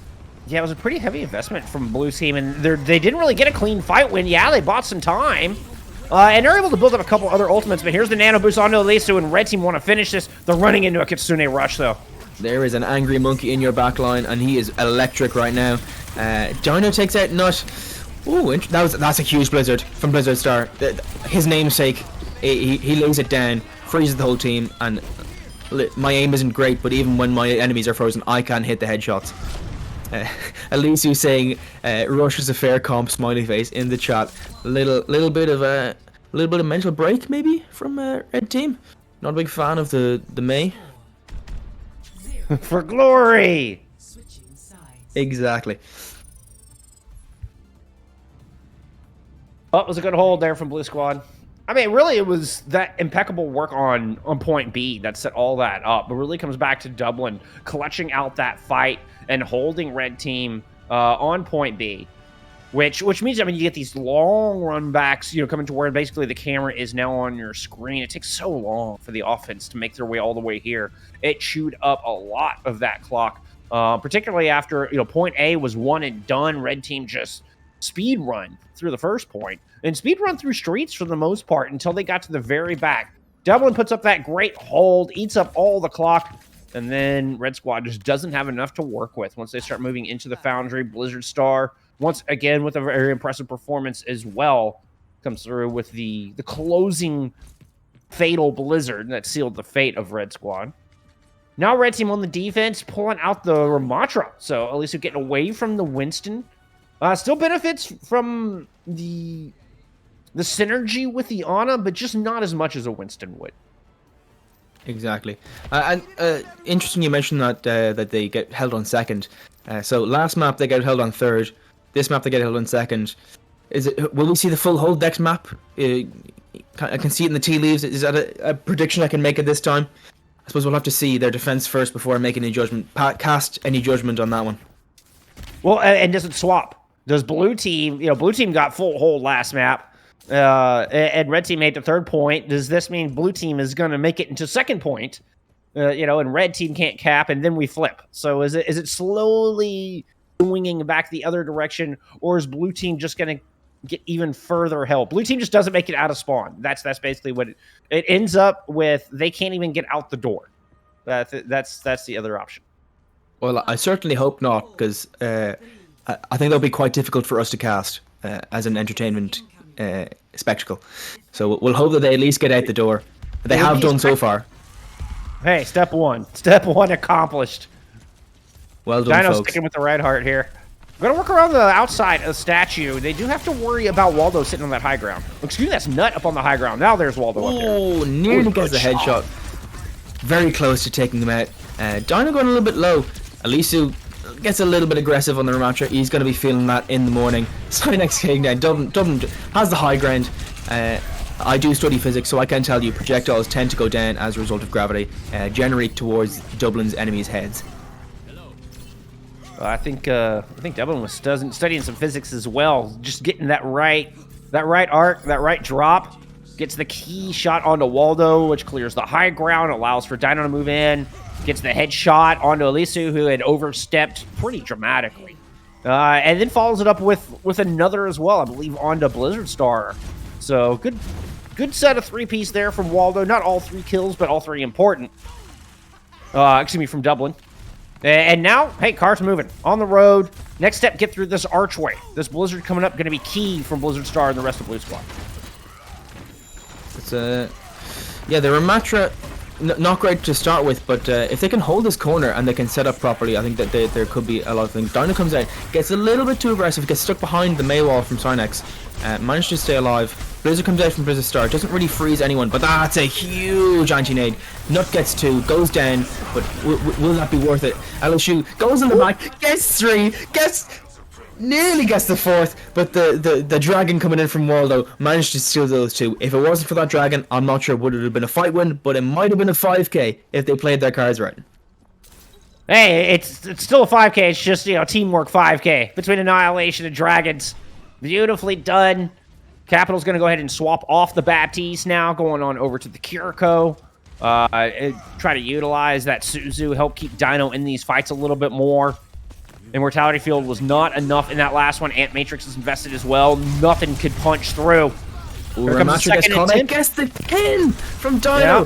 That is bad for Elisu.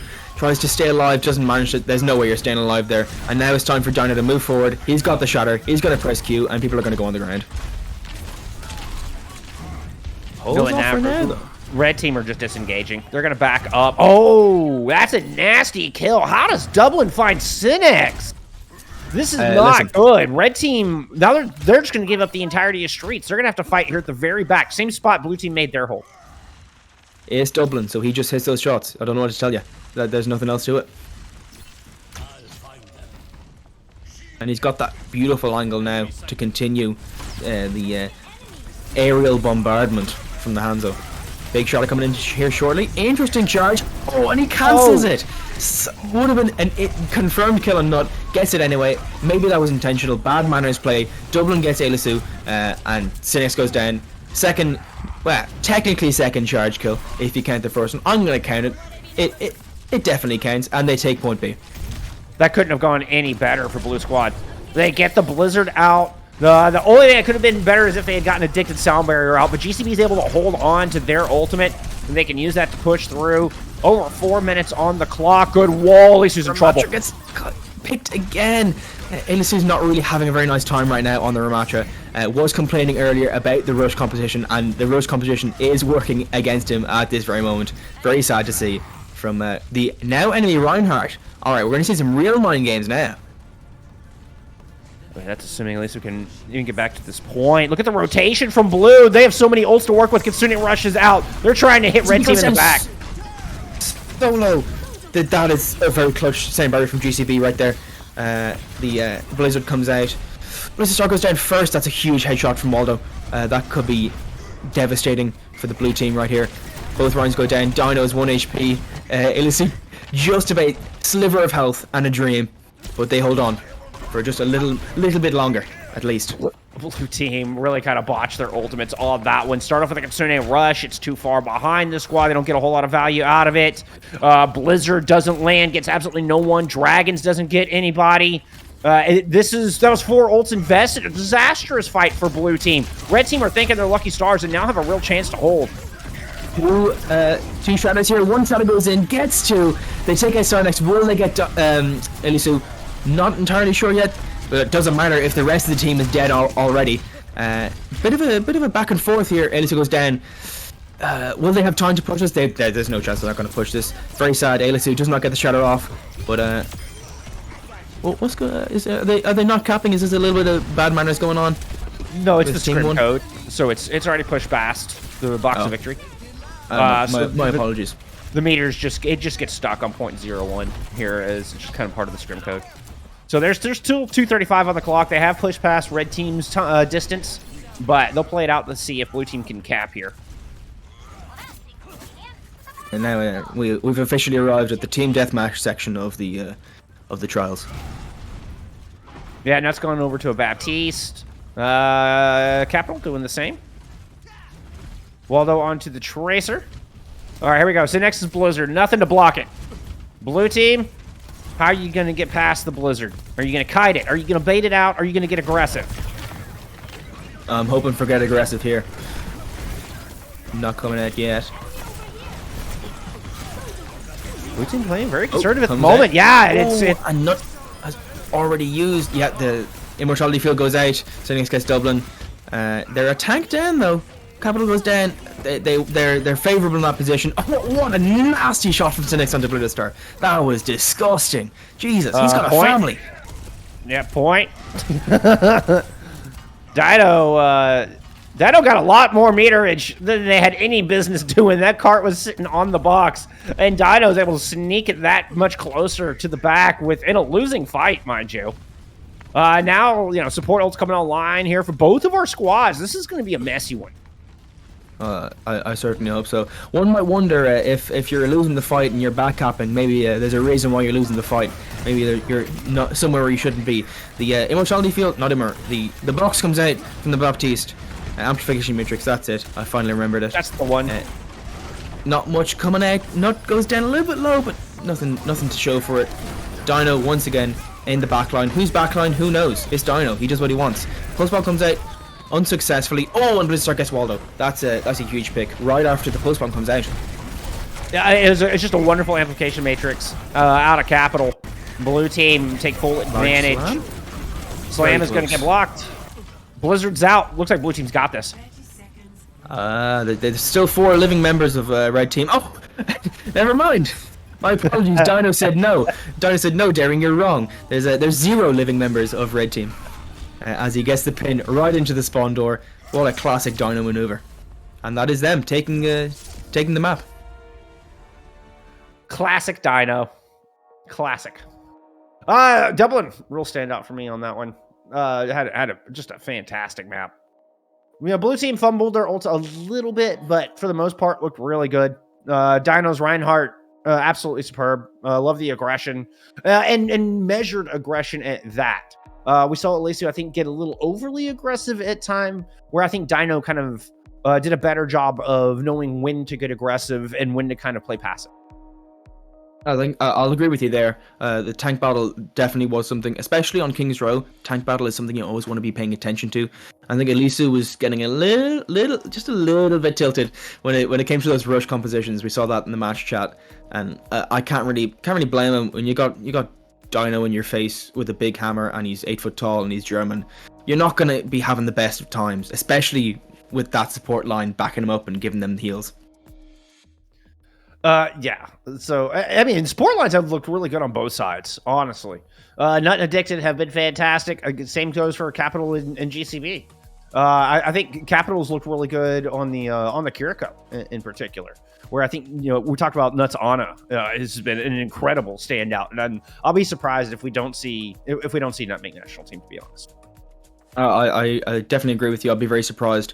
It's been interesting, the differences between compositions. Most teams have been sticking to the Lucio / the Ana, but he said Capital likes to bring in the Baptiste on occasionally, and the Kiriko, like the difference it makes having that cleanse ability, especially when you got Nut on the Ana, who's just lobbing those grenades in, getting the antis. If you've got the cleanse, it's basically like it's a free pass for one Nut play doesn't happen.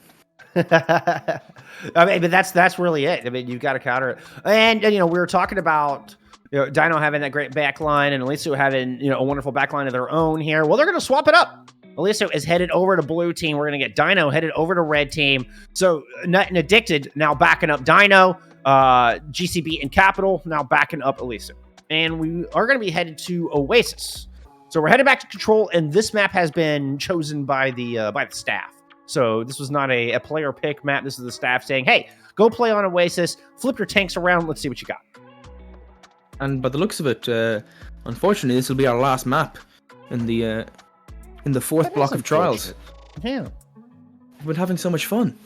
It's been a good couple of days of trials. It's been awesome. It's been really interesting to get this insight and kind of see how these behind the scenes work and learning what coaches and GMs are looking for and how they put this together. This has just been a fascinating kind of BTS of World Cup and how you put together a team. Absolutely. But that's the sad thing about trials is, unfortunately, at some stage you have to pick the team. And I'm no mathematician, but there's a fair few players on these teams, and there's only a limited number of spots. So it's time to really start putting your head down and thinking, who's going to make this team? Some fun stuff coming through from match chat. Apparently, Dino wants to go back to playing with GCB in a don't comical way, blame him. mind you, friends. In a comical way, not in a sincere, like serious way, but just GCB was nicer and hotter apparently. Oh, well, as I said, I could be correct in saying Dino is a former scallywag, and that is scallywag activities right there. Even if he isn't officially former, there is a bit of messing going on, a bit of plumawson even. Scallywag confirmation coming through. I see. I'm learning things here. It's been a pretty even series, so to speak, so far. I'd like to see Team 2 pull it back and give us the 1-1-1-1 type job for the final map of, unfortunately, our final block of scrims or block of trials. One last map. Let's make it a good one, friends. Let's make it a good one. Elisu hovering some Winston here at the moment. Double I'd say Tracer, Blizzard Star Sombra. Currently having some very polite and calm discussions with his new teammates about their use of the rush composition. Yes, no doubt, no doubt. Some criticisms, some carefully worded challenges, perhaps. Absolutely.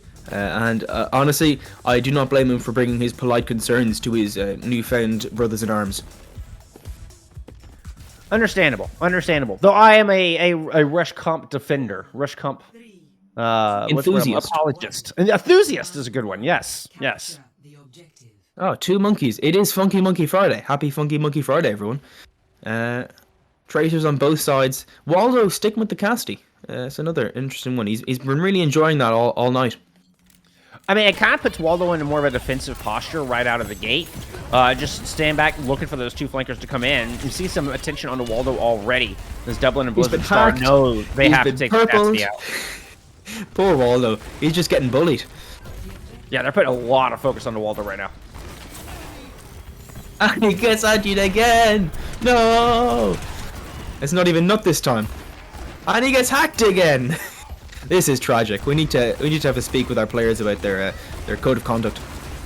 Nut goes down first. Waldo did a good job of surviving all of this pressure. I mean, blue team ends up putting their attention somewhere else, decide to take Nut out of the fight, but Dino and red team respond. 3v3. No supports on the side of Team Blue at the moment. They'll take a little bit of time to get back in, but there's no supports on the side of Team Red. There's no supports anywhere until Addicted is going to probably come back first. No, GCB will be back first on the Lucio with his skates. He's already there zipping around. And blue team take first control. Good job from blue team, just kind of adjust their strategy. As we talked about, the initial plan of going into Waldo didn't work, so they're able to find Nut and just kind of whittle it down from there. It was close. It was a messy fight, but Dublin able to find a couple of key frags. Now has Pulse Bomb ready to go. Stalking in the back line. Has Waldo in their sights. Really gets slept. That's so clutch.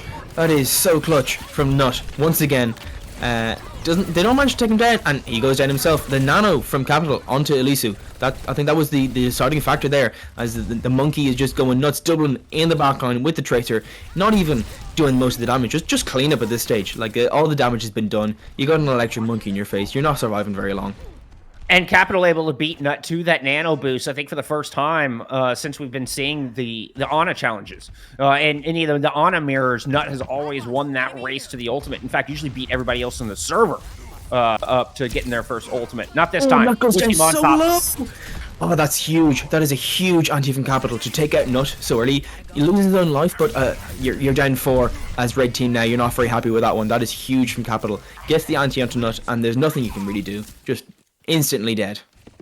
Now Capital really flipping the script. Must have heard me talking about how I'm confident Nut will be on the national team, and Capital says, hey, wait a minute, don't forget about me, put some respect on this name. Exactly, Capital with a capital K. Nut still hasn't used the nano boost, and Capital is already halfway to the next one, so we'll see. Capital goes down though, again. Oh, it's just back and forth. Caster curse. Dino is the electric monkey. Bit of a miss there on the jump. The GCP puts in the sound barrier. That's interesting now. They really want to fight this. 93% and counting. Elisu has the promo blade. He's going nuts. He's going nuts in the backline. Waldo goes down first. This is really very scrappy fight. GCB goes down super low. He will get taken down by Dino, who does still have the Primal Rage. Cynex takes out Dublin, and so it's... Oh, that's a huge pick from Cynex. Huge pulse bomb. And Dino still has this Primal Rage ready to go. I think Team 2 is really gonna... They're gonna keep this together. I mean, just barely. It's Dino and Cynex who are able to pull that through. The support ults get next to no value out of red team. Addicted uses the sound barrier, only gets themselves and Nut, and it's completely stripped by the EMP on the other side. It's a miracle that red team are able to get this as close as they can. Waldo now with the Deadeye from the high ground. A very good zoning Deadeye.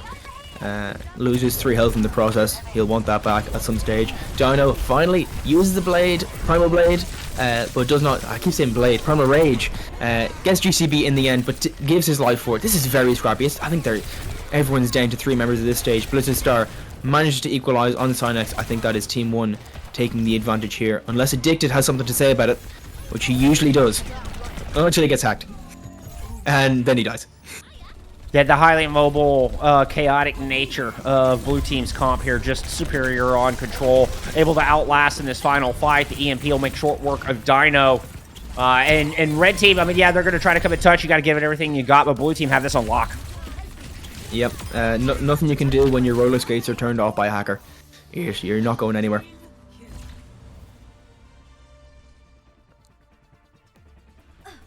And that's our first round.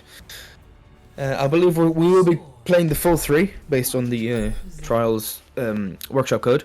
Yeah. Just so we can get the full view of what's actually going on. But that's 1-0. It's theoretically match point for Team 1.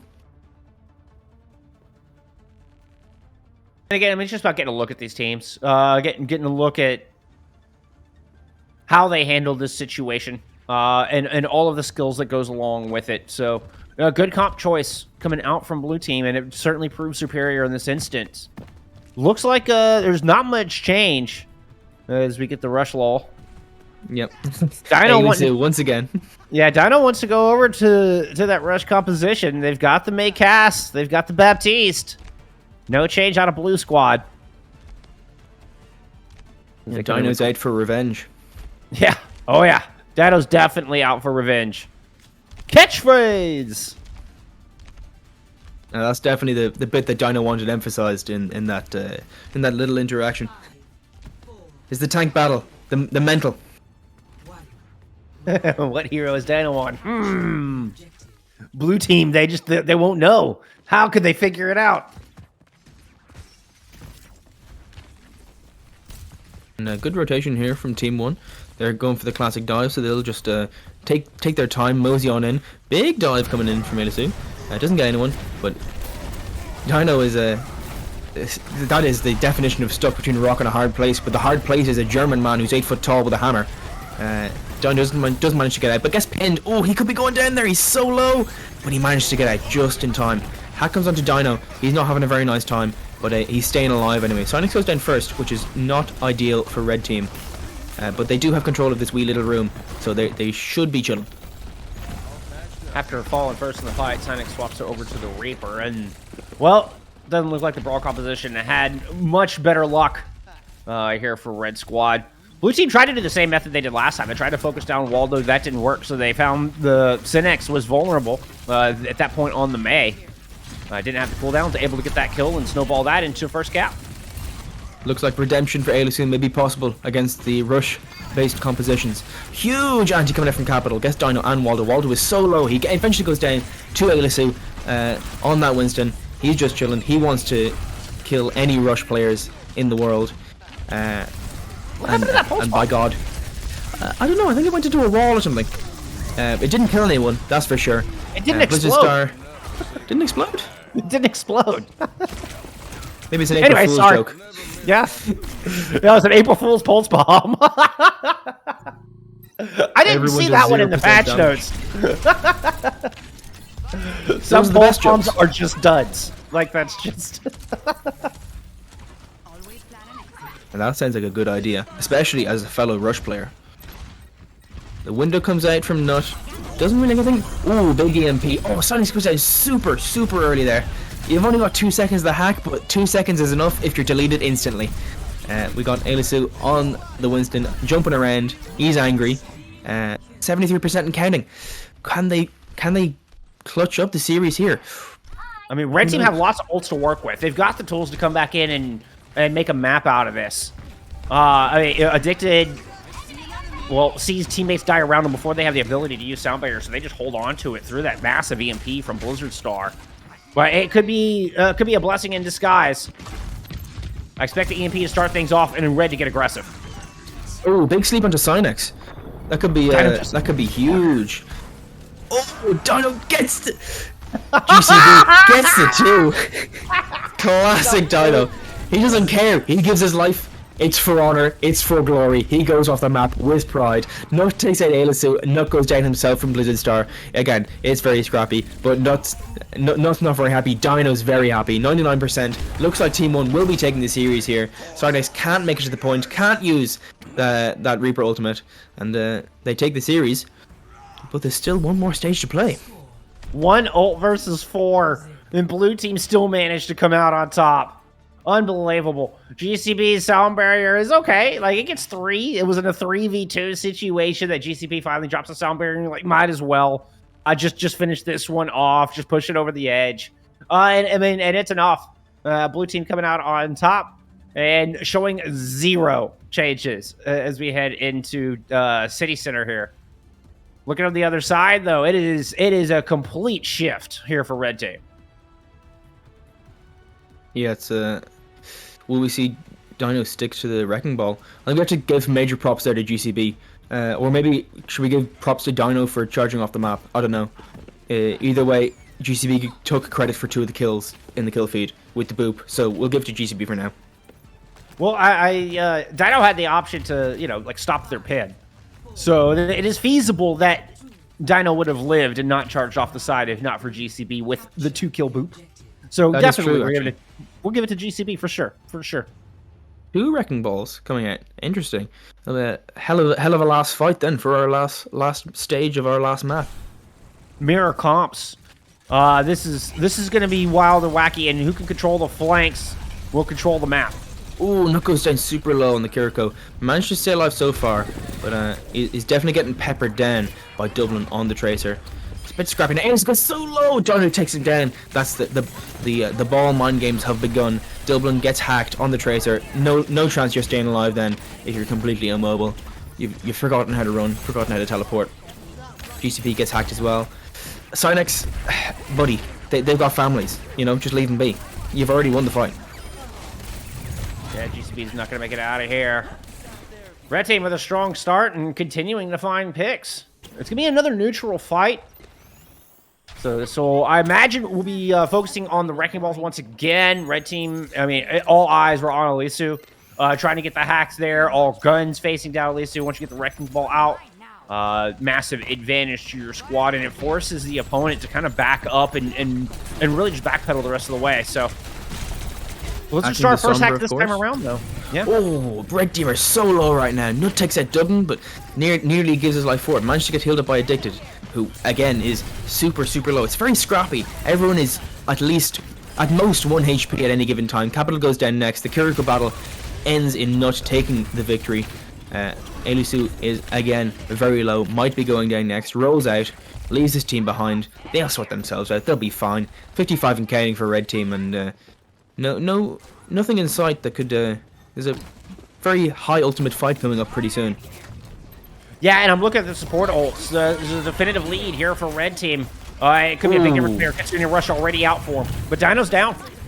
That is pretty instant. And he had mines coming up as well. And here's Waldo, buddy, maybe don't blink into the mines. That's a bit unfortunate. I think that's bad luck actually, because it was around the corner. There's no way for him to see it until it was too late. And when you're moving so fast, you can't see anything. Nut goes down to Elisu as well, so it looks like a proper reset then for Team 2. They didn't use too many ultimates though, so they're hanging out, they're chilling. That was just that one Kitsune Rush at the very beginning of the fight. So, but blue team's got quite a bit of their own. This is going to be an old extravaganza coming up here. EMPs from both sides. We'll see if we can get the better end of the deal. Look for the sound barriers. Look for the second sound barrier. They should have the advantage. Absolutely, especially when there's EMPs in the play. EMP. Dino's already hacked and in trouble. Ooh, yes, he's managed to stay alive. He's got obviously that great support from Nut and Addicted. First EMP comes out, gets 3. Oh, second EMP gets 5. I think we're gonna have to give that one to Blizzard Star. Waldo with the pulse bomb, trying to keep this alive, takes out Ailisu. Sinix is down, so there's not gonna be any hacks coming on to Waldo on the Tracer. Nobody to keep him in check. Dublin here is fighting for his life, hiding, ducking, weaving. There's mines in the point. Don't blink into them. Don't make the mistake that your 1v1 partner did. And Dinah goes down. That is such a good pulse from Dublin. Very impressive that Team 1 managed to hold on there after what was a very scrappy fight. Huge from Blizzard Star with that EMP. Yeah, I mean, 7 ults invested, 4 from Red Team, and Blue come out with the win. Blue get the advantage on the EMP, and though Red have the later sound barrier, GCB is able to move in and kill Addicted. Addicted down early, both of sports out of the fight here for Red. Nut went into traffic, it seems. That's really unfortunate. I think that might just be bad timing. But that's really not good when it's 83 and counting for the opposing team in the final stage of the final map of the final final trials block. Of the final day, no less. The final day. Elisa with mines. Blue team only have to hold for one more fight. Nothing online for Red. They're going to have to win it in the neutral, and they're going to get past a minefield to do it. Ooh, Sinix goes down a little bit low, manages to teleport out just before he gets taken out. Pulsebomb goes in, does not get anything. Walnut goes down first, and Dino goes down next.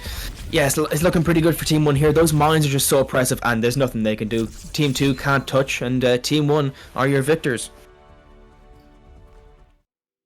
Capital looking really good on that Kiriko. Just kind of reinforcing my thought there. Capital looked great that entire map.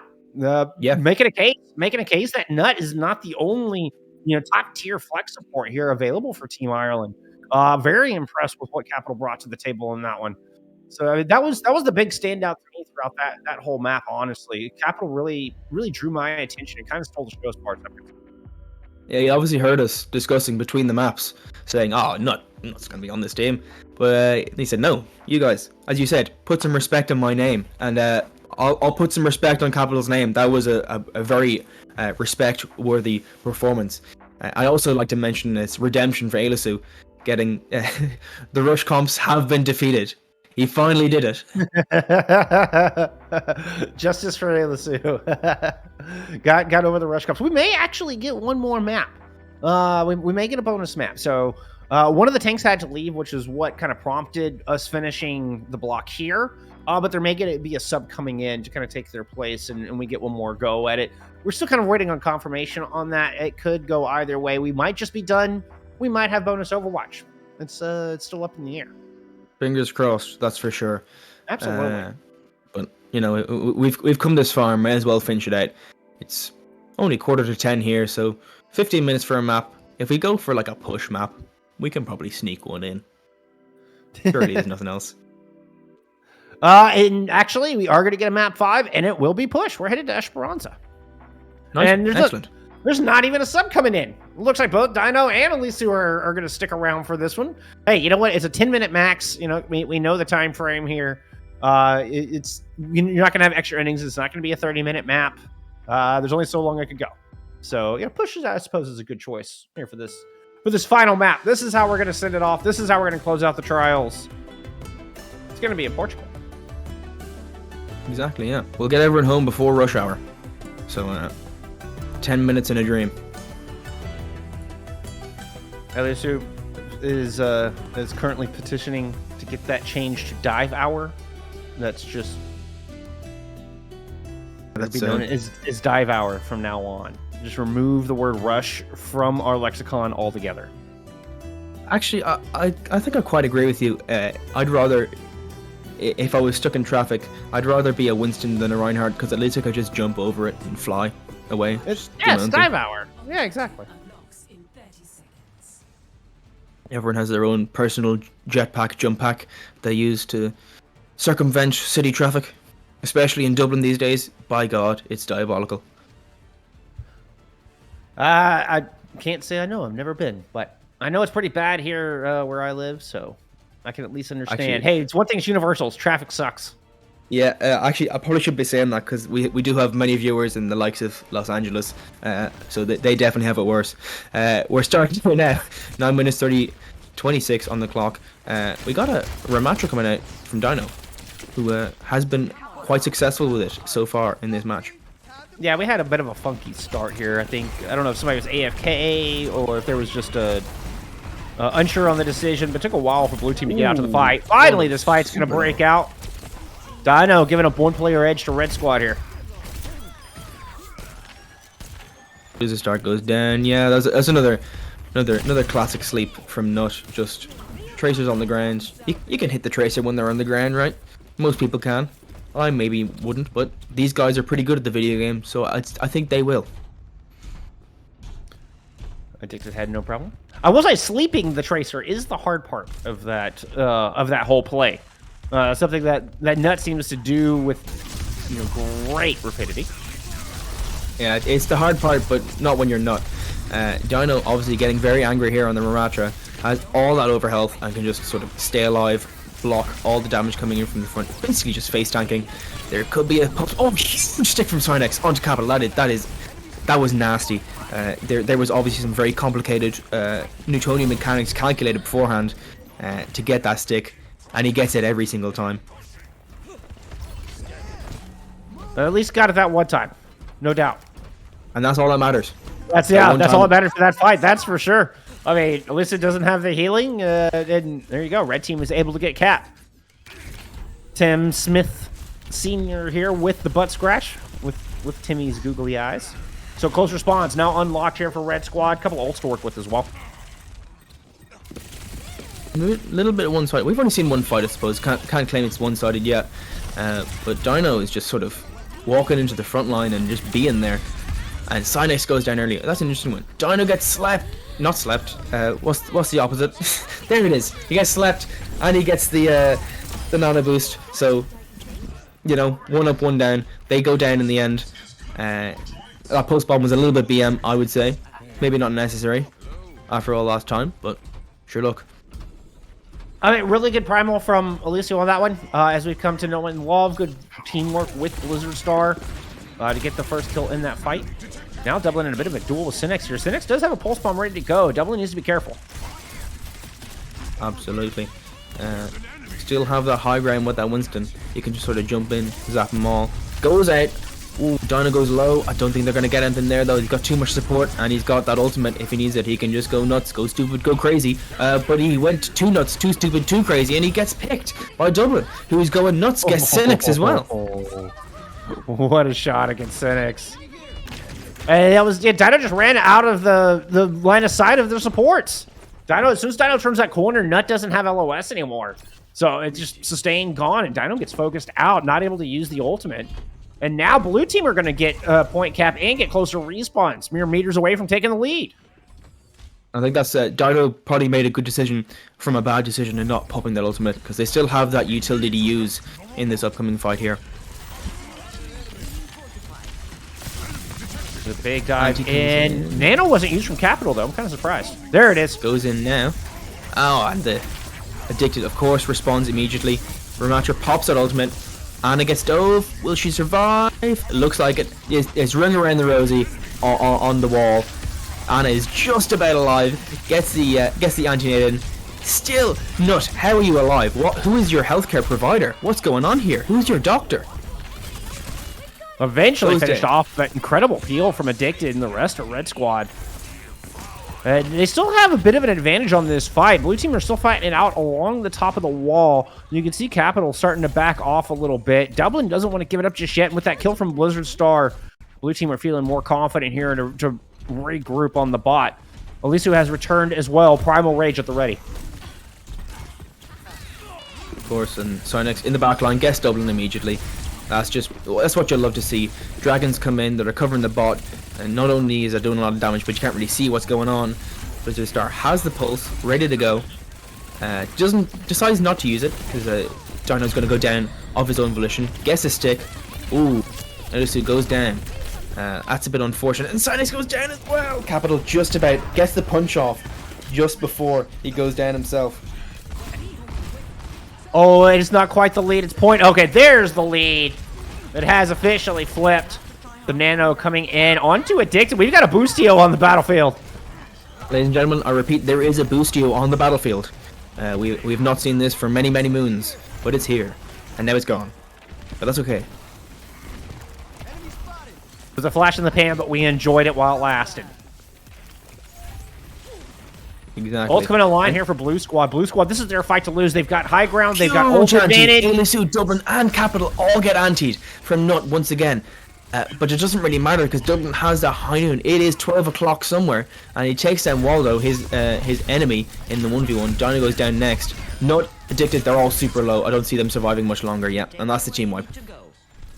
And Blue Team don't even have to use those support ultimates. They can save the Nano Boost, save the sound barrier for next fight. That could be quite huge. Sufficiently regained the lead, and yeah, oh yeah, especially the Nano Boost onto Ilisu has been pretty much a recipe for a fight win every single time.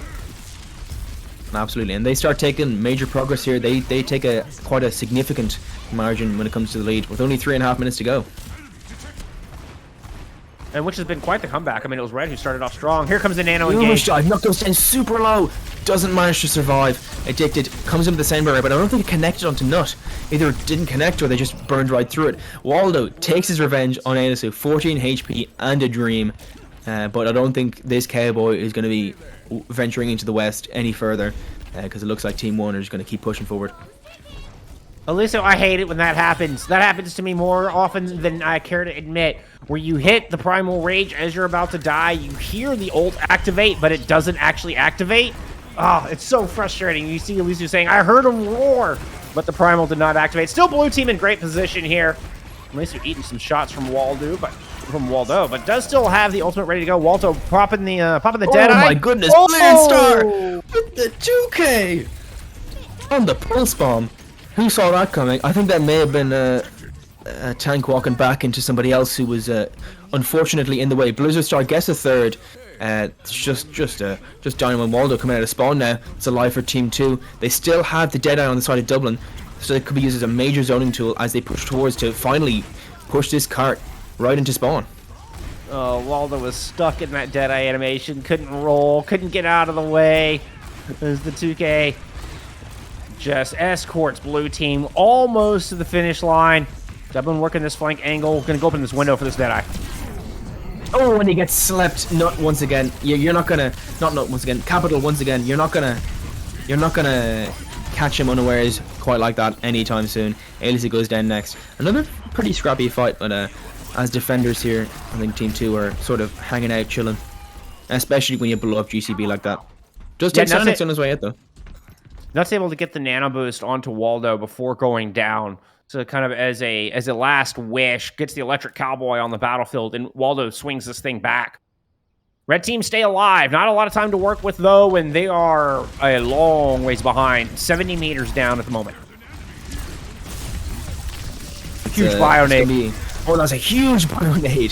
Holy moly, Nut just about survives. Capital really putting in a good resume for being maybe not on this team, but at least as a replacement instead of a starter. You know, there is more than 5 slots available, so you have to consider substitutes and other such things as well.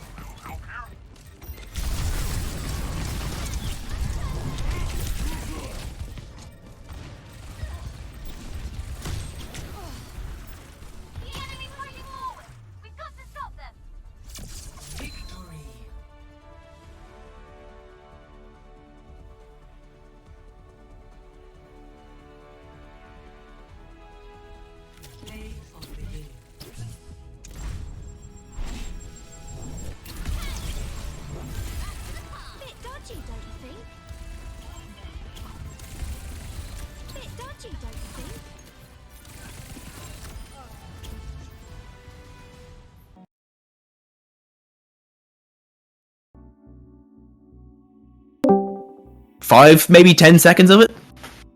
Yeah. Yeah, it was pretty exciting. I mean, we also saw blue team, like nano their Lucio again. So I don't know exactly how much they were tryharding there in that final overtime push, but the result, nevertheless, is red team coming back from a massive deficit and finishing in style here for our tryouts. Say what you want about any of the players, but the Irish team certainly has showmanship and put on a great show for everyone at home. No doubt, my friend. Unfortunately, this brings us to the end of this one. As we have concluded our trials here for the Overwatch World Cup Ireland team. It's been a heck of a good time. It's been a real pleasure, kind of, as I mentioned before, get to see this behind the scenes look. Now, wait, we're getting sudden where we might be getting another map? Do we get another map? Furiously pulls out the script. Is there another map? They get another map. I'm down. Let's do it. Yeah, why not? I got nothing else to do. It's Friday night, isn't it? It's What else have Friday you been night. doing? It's Friday. I mean, it's afternoon here, but close enough. I got anything going on. We'll just keep you updated as soon as we know. We'll let you know. But either way, what a way to either finish or continue this bitter rivalry between these randomly made up teams. That keep getting swapped around. A rivalry for the ages, no doubt. Is it Rush? Is it Dive? Which team, which comp reigns supreme? Who is the scallywaggiest of them all? It's gotta have to be Dino. Yeah, it's definitely Dino. All right. Well, Yeah. I was trying to pose big philosophical questions, and you're just like, nah, no. Why? Actually, Dino is a now that you scallywag. mention that, it could be Capital with the double boostio on Esperanza. Double Bustio is pretty scallywaggiest. Yeah, there is some Plumawson going on there. Now that you mention it, Plumawson. It's like All right. Nesson, Plykeocht. It's an Irish word. It's fine. That's definitely what I'm not familiar with. Yeah, Plumawson? Some Plumawson. Some Plumawson. All right. Yeah, Plumawson. Wait, not ready. Plumawson. Need tissue.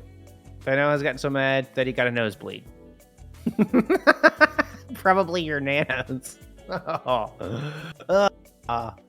so we're getting a nice little back and forth. Apparently, it sounds like Dino has a nosebleed. That's unfortunate. He's just playing so hard. It happens. That's exactly it. When you're elevated that high, it's there is a potential for nosebleeds at that altitude that Dino is currently living at, which is well above. He's like up here. We're like down here. That's the one. Yeah. I think that's about accurate. He's definitely a gamer with a capital G. Pure Irish. If you pop a nosebleed mid-match, it shows weak grind set. Be smarter, be stronger, do better. Wise words from the former Team Ireland off-tank, Pure Irish. No, I take back. There is only one man who the scallywaggiest of all the scallywags, and that is Pure Irish. It's got to be Pure Irish. Yeah. It's got to be Pure.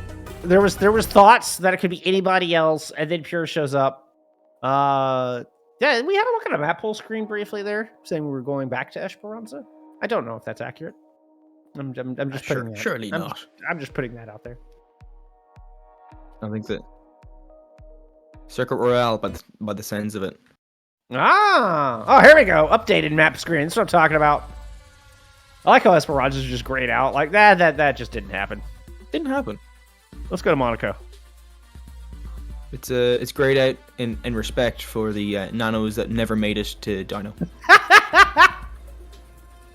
In honor of all of our fallen nanos.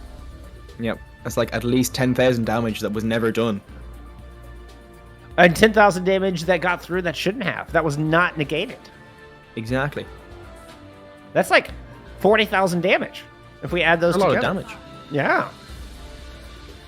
That is My a lot of math damage. is immaculate. Don't look that up. Don't question it. I'll say nothing. Hopefully, Nut and Capital both on the Zenyatas right now. I'd like to see that because we haven't seen that much in this particular block of trials. I think Elisu would be very happy to have that Zenyatta press E and then suddenly I am no longer alive. I'm back in spawn room. That would be really cool. 5, It'd be a fun matchup to watch. 2, 1. Attackers in And here we are. Wait, This is definitely our final map. They asked for one more. I'm saying, nah, I gotta go to bed.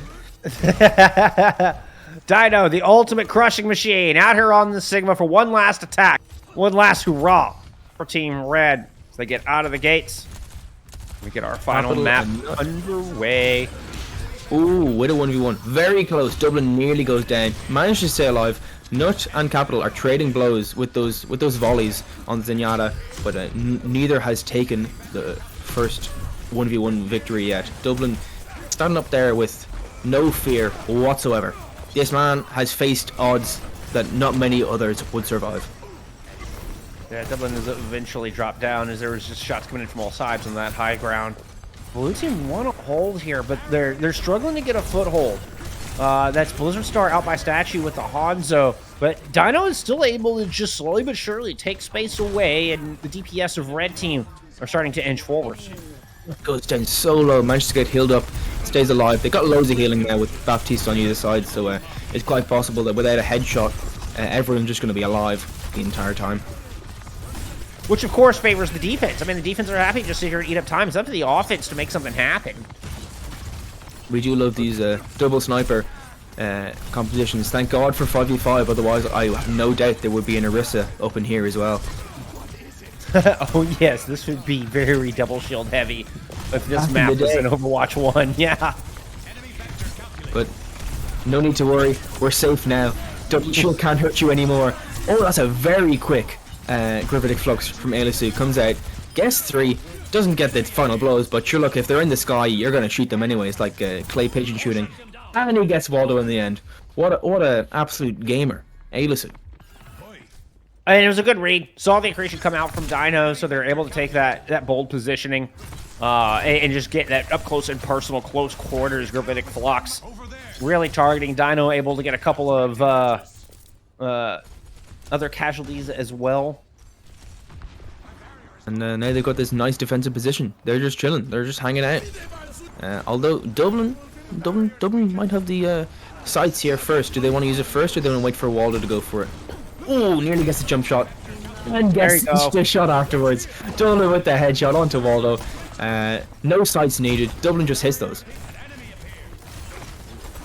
We did have Ant Matrix and Dragons invested here in that fight. Speaking of Dragons, Synex is going to drop some for Red Team as Dino throws down a Gravitic Flux. Massive investment coming out here. I think Dublin accidentally grappled underneath the bridge as opposed to on top and nearly cost him his life, but managed to stay alive. Nut goes down to the Venom Mine. That's a bit unfortunate. And Waldo wins the 1v1. As the sights popped, Dino did get their Flux interrupted. I believe Alyssa was able to get a accretion off in that tiny room. So Dino doesn't get the value there. And then Red Team just watching this clock wither away in front of them. Now less than a minute to go. No ults to work with. They're running into a Gravitic Flux from Elisu, and Dublin has Infra Sights ready to go. This is going to be a real tough ask of Red Team. I mean, we've come all this way. At least give us a bit of a show. Okay, Dublin, you don't have to give us that much of a show. Get Sidex with the headshot. Johnny goes down next. Goes for the grapple. Does not connect the headshot, but it's okay because Blizzard Star's right there. He's also a sniper, which does a lot of damage. Fast fight win for the defense means Red Team will get one more look at this. Dino has to go over to the Wrecking Ball. Not ideal, but you do what you got to do to try to get a touch onto this cart. Not ideal, especially when they've got that Zenyatta. They're going to press E and Dino's going to be slamming his desk. Will he touch? Just about. Oh yeah, Discord accretion. There's just no living through that. And Red Team are running into an Ant Matrix. There's nothing to be done here. This is Team 1 through and through. 80.39 meters is not ideal, but there is the possibility of the fuller hold. 0. Switching sides. Dino saying, Batman, I know you chose this map. Capital says, I sure did. Oh. I like the fact that in another universe, Capital is also known as Batman. I could be wrong, but I think GCB was formerly known as GC Batman, so maybe that was a bit of a Maybe Capital's just like taking credit for. Oh, maybe Capital's taking credit. Ah. Oh, okay. See, I learned something. Thank you, Derek. Yeah, I've been casting these guys from literally my first cast was all these guys. So we're like close friends. I spent the entire time calling Dino Dino, and he has never let me forget it. like Flintstones. Yeah, we had the spreadsheet with all the pronunciations, and I just chose to ignore it entirely. I got everyone else right. Just Dino. Poor Dino. Poor Dino. Attackers incoming. I just see a purple dinosaur now. Stop the payload. Does anybody even know what the he'll always Flintstones be- are anymore? Anyway. He'll always be Dino in my heart. Oh, he is Dino. Of course, yeah, of course. He'll always be Dino in your heart? Is that Yes, how that's the one. That's the one. Same thing. Dublin here on the Widowmaker. Will heads be clicked based on last round? Yes. How quickly though? Not already pretty low. Although is not in the nicest of spots right now. Oh, not so low. Immortality Field has to come out to keep him alive, but they do it successfully. We're already approaching the end of this map, unfortunately. And Nook goes down. I think that might be curtains. Nearly gets a flick shot, not quite successfully, but Waldo wins the 1v1. He may go down, but he will go down with honor. Stays alive so far. Can he get anything else? And we will continue on, even if the cart goes past the box of victory. Team will continue to push, as it would hit there. So that would have been blue team taking the win on the map if this was, you know, in ranked or in an official match. Dino and Waldo come through with some key picks though, and at least a stop is made. Yep, it's a start anyway, or a stop, or a start, or a start of a stop, or a stop of a start. That's The a good googly question. eyes on the F1 car. It's the first time I've seen that. That's something else. I'm not a big Formula 1 enthusiast, but I'm pretty sure they don't have them in actual racing. It'd be a lot cooler if they did. Yeah, I'm also pretty sure the cars don't fly, unless you are in a bad spot. Yeah, they're not supposed to fly, that's for sure. They certainly don't land very well.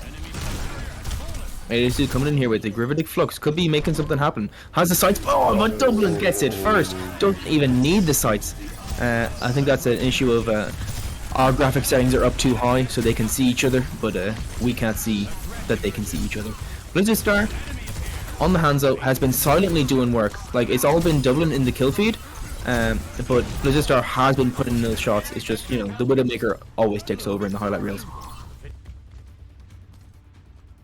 Although pop sights, there's definitely room for a recontest, but it's, do you want to risk sending your DPS down there? Doesn't look like red team's going to do it, so that would be some time added.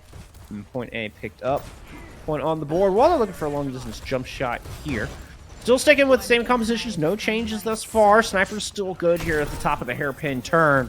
Both teams kind of edging towards the middle of that hairpin, and okay, Very red team's creative use window dragon to just back up. Yep, get away from that Ant Matrix. GCB just in the back line with that window. It's very oblique window is what I would describe it as. Cuts across the map entirely, but hey, it got the job done, and they're taking this fight. Dublin once again takes down Addicted, who after taking out his Amp Matrix, his Immortality Field as well. So Addicted is not too happy with Dublin at the moment. I know Aliso and the rest of blue team are pretty happy with Dublin. It's definitely been taken over. Oh, Jesus, Waldo! That's Now- disgusting. And Blizzard Star avenges his buddy. Of course he does. They've been fighting together for 6 maps now. He's not going to let him go down that easy. Oh, and here comes red team to contest. 0.01, the cart Oh, has that's not quite made a it large in dragon. yet. Oh, but the That's quite a large dragons! dragon. The dragons! The payload has reached the checkpoint. Now, am I correct in saying, is that a Sojourn we're seeing? That's interesting. We haven't seen a Sojourn in quite some time. It's true. Obviously, Synex is taking matters into his own hands. He says, I'm back, and I'm pissed, and I'm going to click some heads. Interesting comparing the Sojourn to the Hanzo. Yeah, you lose up the recon arrow, so you don't have that option to you, but a little bit more, I guess, consistent damage up close with that rail potential to get the one shot Hanzo a little bit more spammy, but not as consistent. Exactly, yeah. The Sonic Arrow, I think, will be instrumental, especially when you've got these other snipers involved. Because if you can get that Sonic Arrow onto the Widowmaker, then you usually win that 1v1. So they might be missing that a little bit. But desperate times, desperate measures, all that. Oh, beautiful onto Ailisu from Waldo.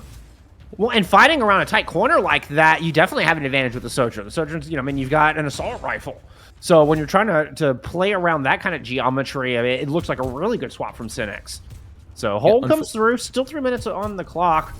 Nothing for blue team to work with in this next upcoming fight. Could just be a matter of setting up Dublin and Blizzard Stars, see if they can pop off once again, start getting this car rolling around the final corner. Yes, unfortunately for Blizzard Star, Hanzo can no longer shoot around walls. So he's confined by the laws of reality at this stage. Synex nearly has that overclock available, ready to go, and that's just, it's a devastating ultimate in the right hands, and I believe Synex is the right hands. It's go time, that's what Synex says. Jumps up, does not get anyone so far, but even still, it's a good zoning tool. Is unsuccessful in finding anyone with that, but they do take a lot of space for that. I think they can't be too mad with that one. Well, if you're Synex, you're happy you just got out of there alive. It was a risky move going up to that high ground. Big Gravitic Flux coming in. Transcendence is late from Nut. That is devastating from Nut. That is quite devastating. And they have their own flux. Will they get they don't get the lamp out in time, but they can probably still get addicted here just about. Unsuccessfully. They will not get them down. Ailisu takes out the tank. Oh, Dublin. Jesus. Isn't Nut having a bad enough round as is?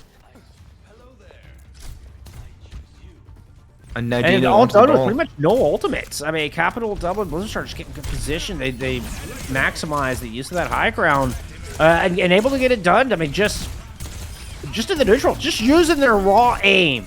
Blue team have gotten this card almost all the way home. Doesn't look like And there's nobody to touch. Yeah. Tracer was late. There we go. C9. Of course, C9 Lamau. Yep. It wouldn't be a... Yep, GG's. Well done to everyone involved. Oh my goodness. Oh, this was quite devastating. Yeah. Oh, nearly goes off there. That would have been an interesting play of the game if you died in the process of doing it.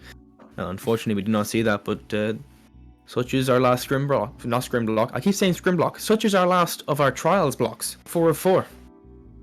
Yeah, I think Dublin most impressive to me there, at least in our sniper duels. Which, Circuits is a pretty darn good metric as far as your long range duelist, particularly in the hit scan. So I would give the edge over to Dublin there for that one. Kind of my standout player there for Circuit. There was some back and forth. Waldo was definitely holding his own, but I think overall Dublin definitely took the cake on that one and brought it home for Team Blue.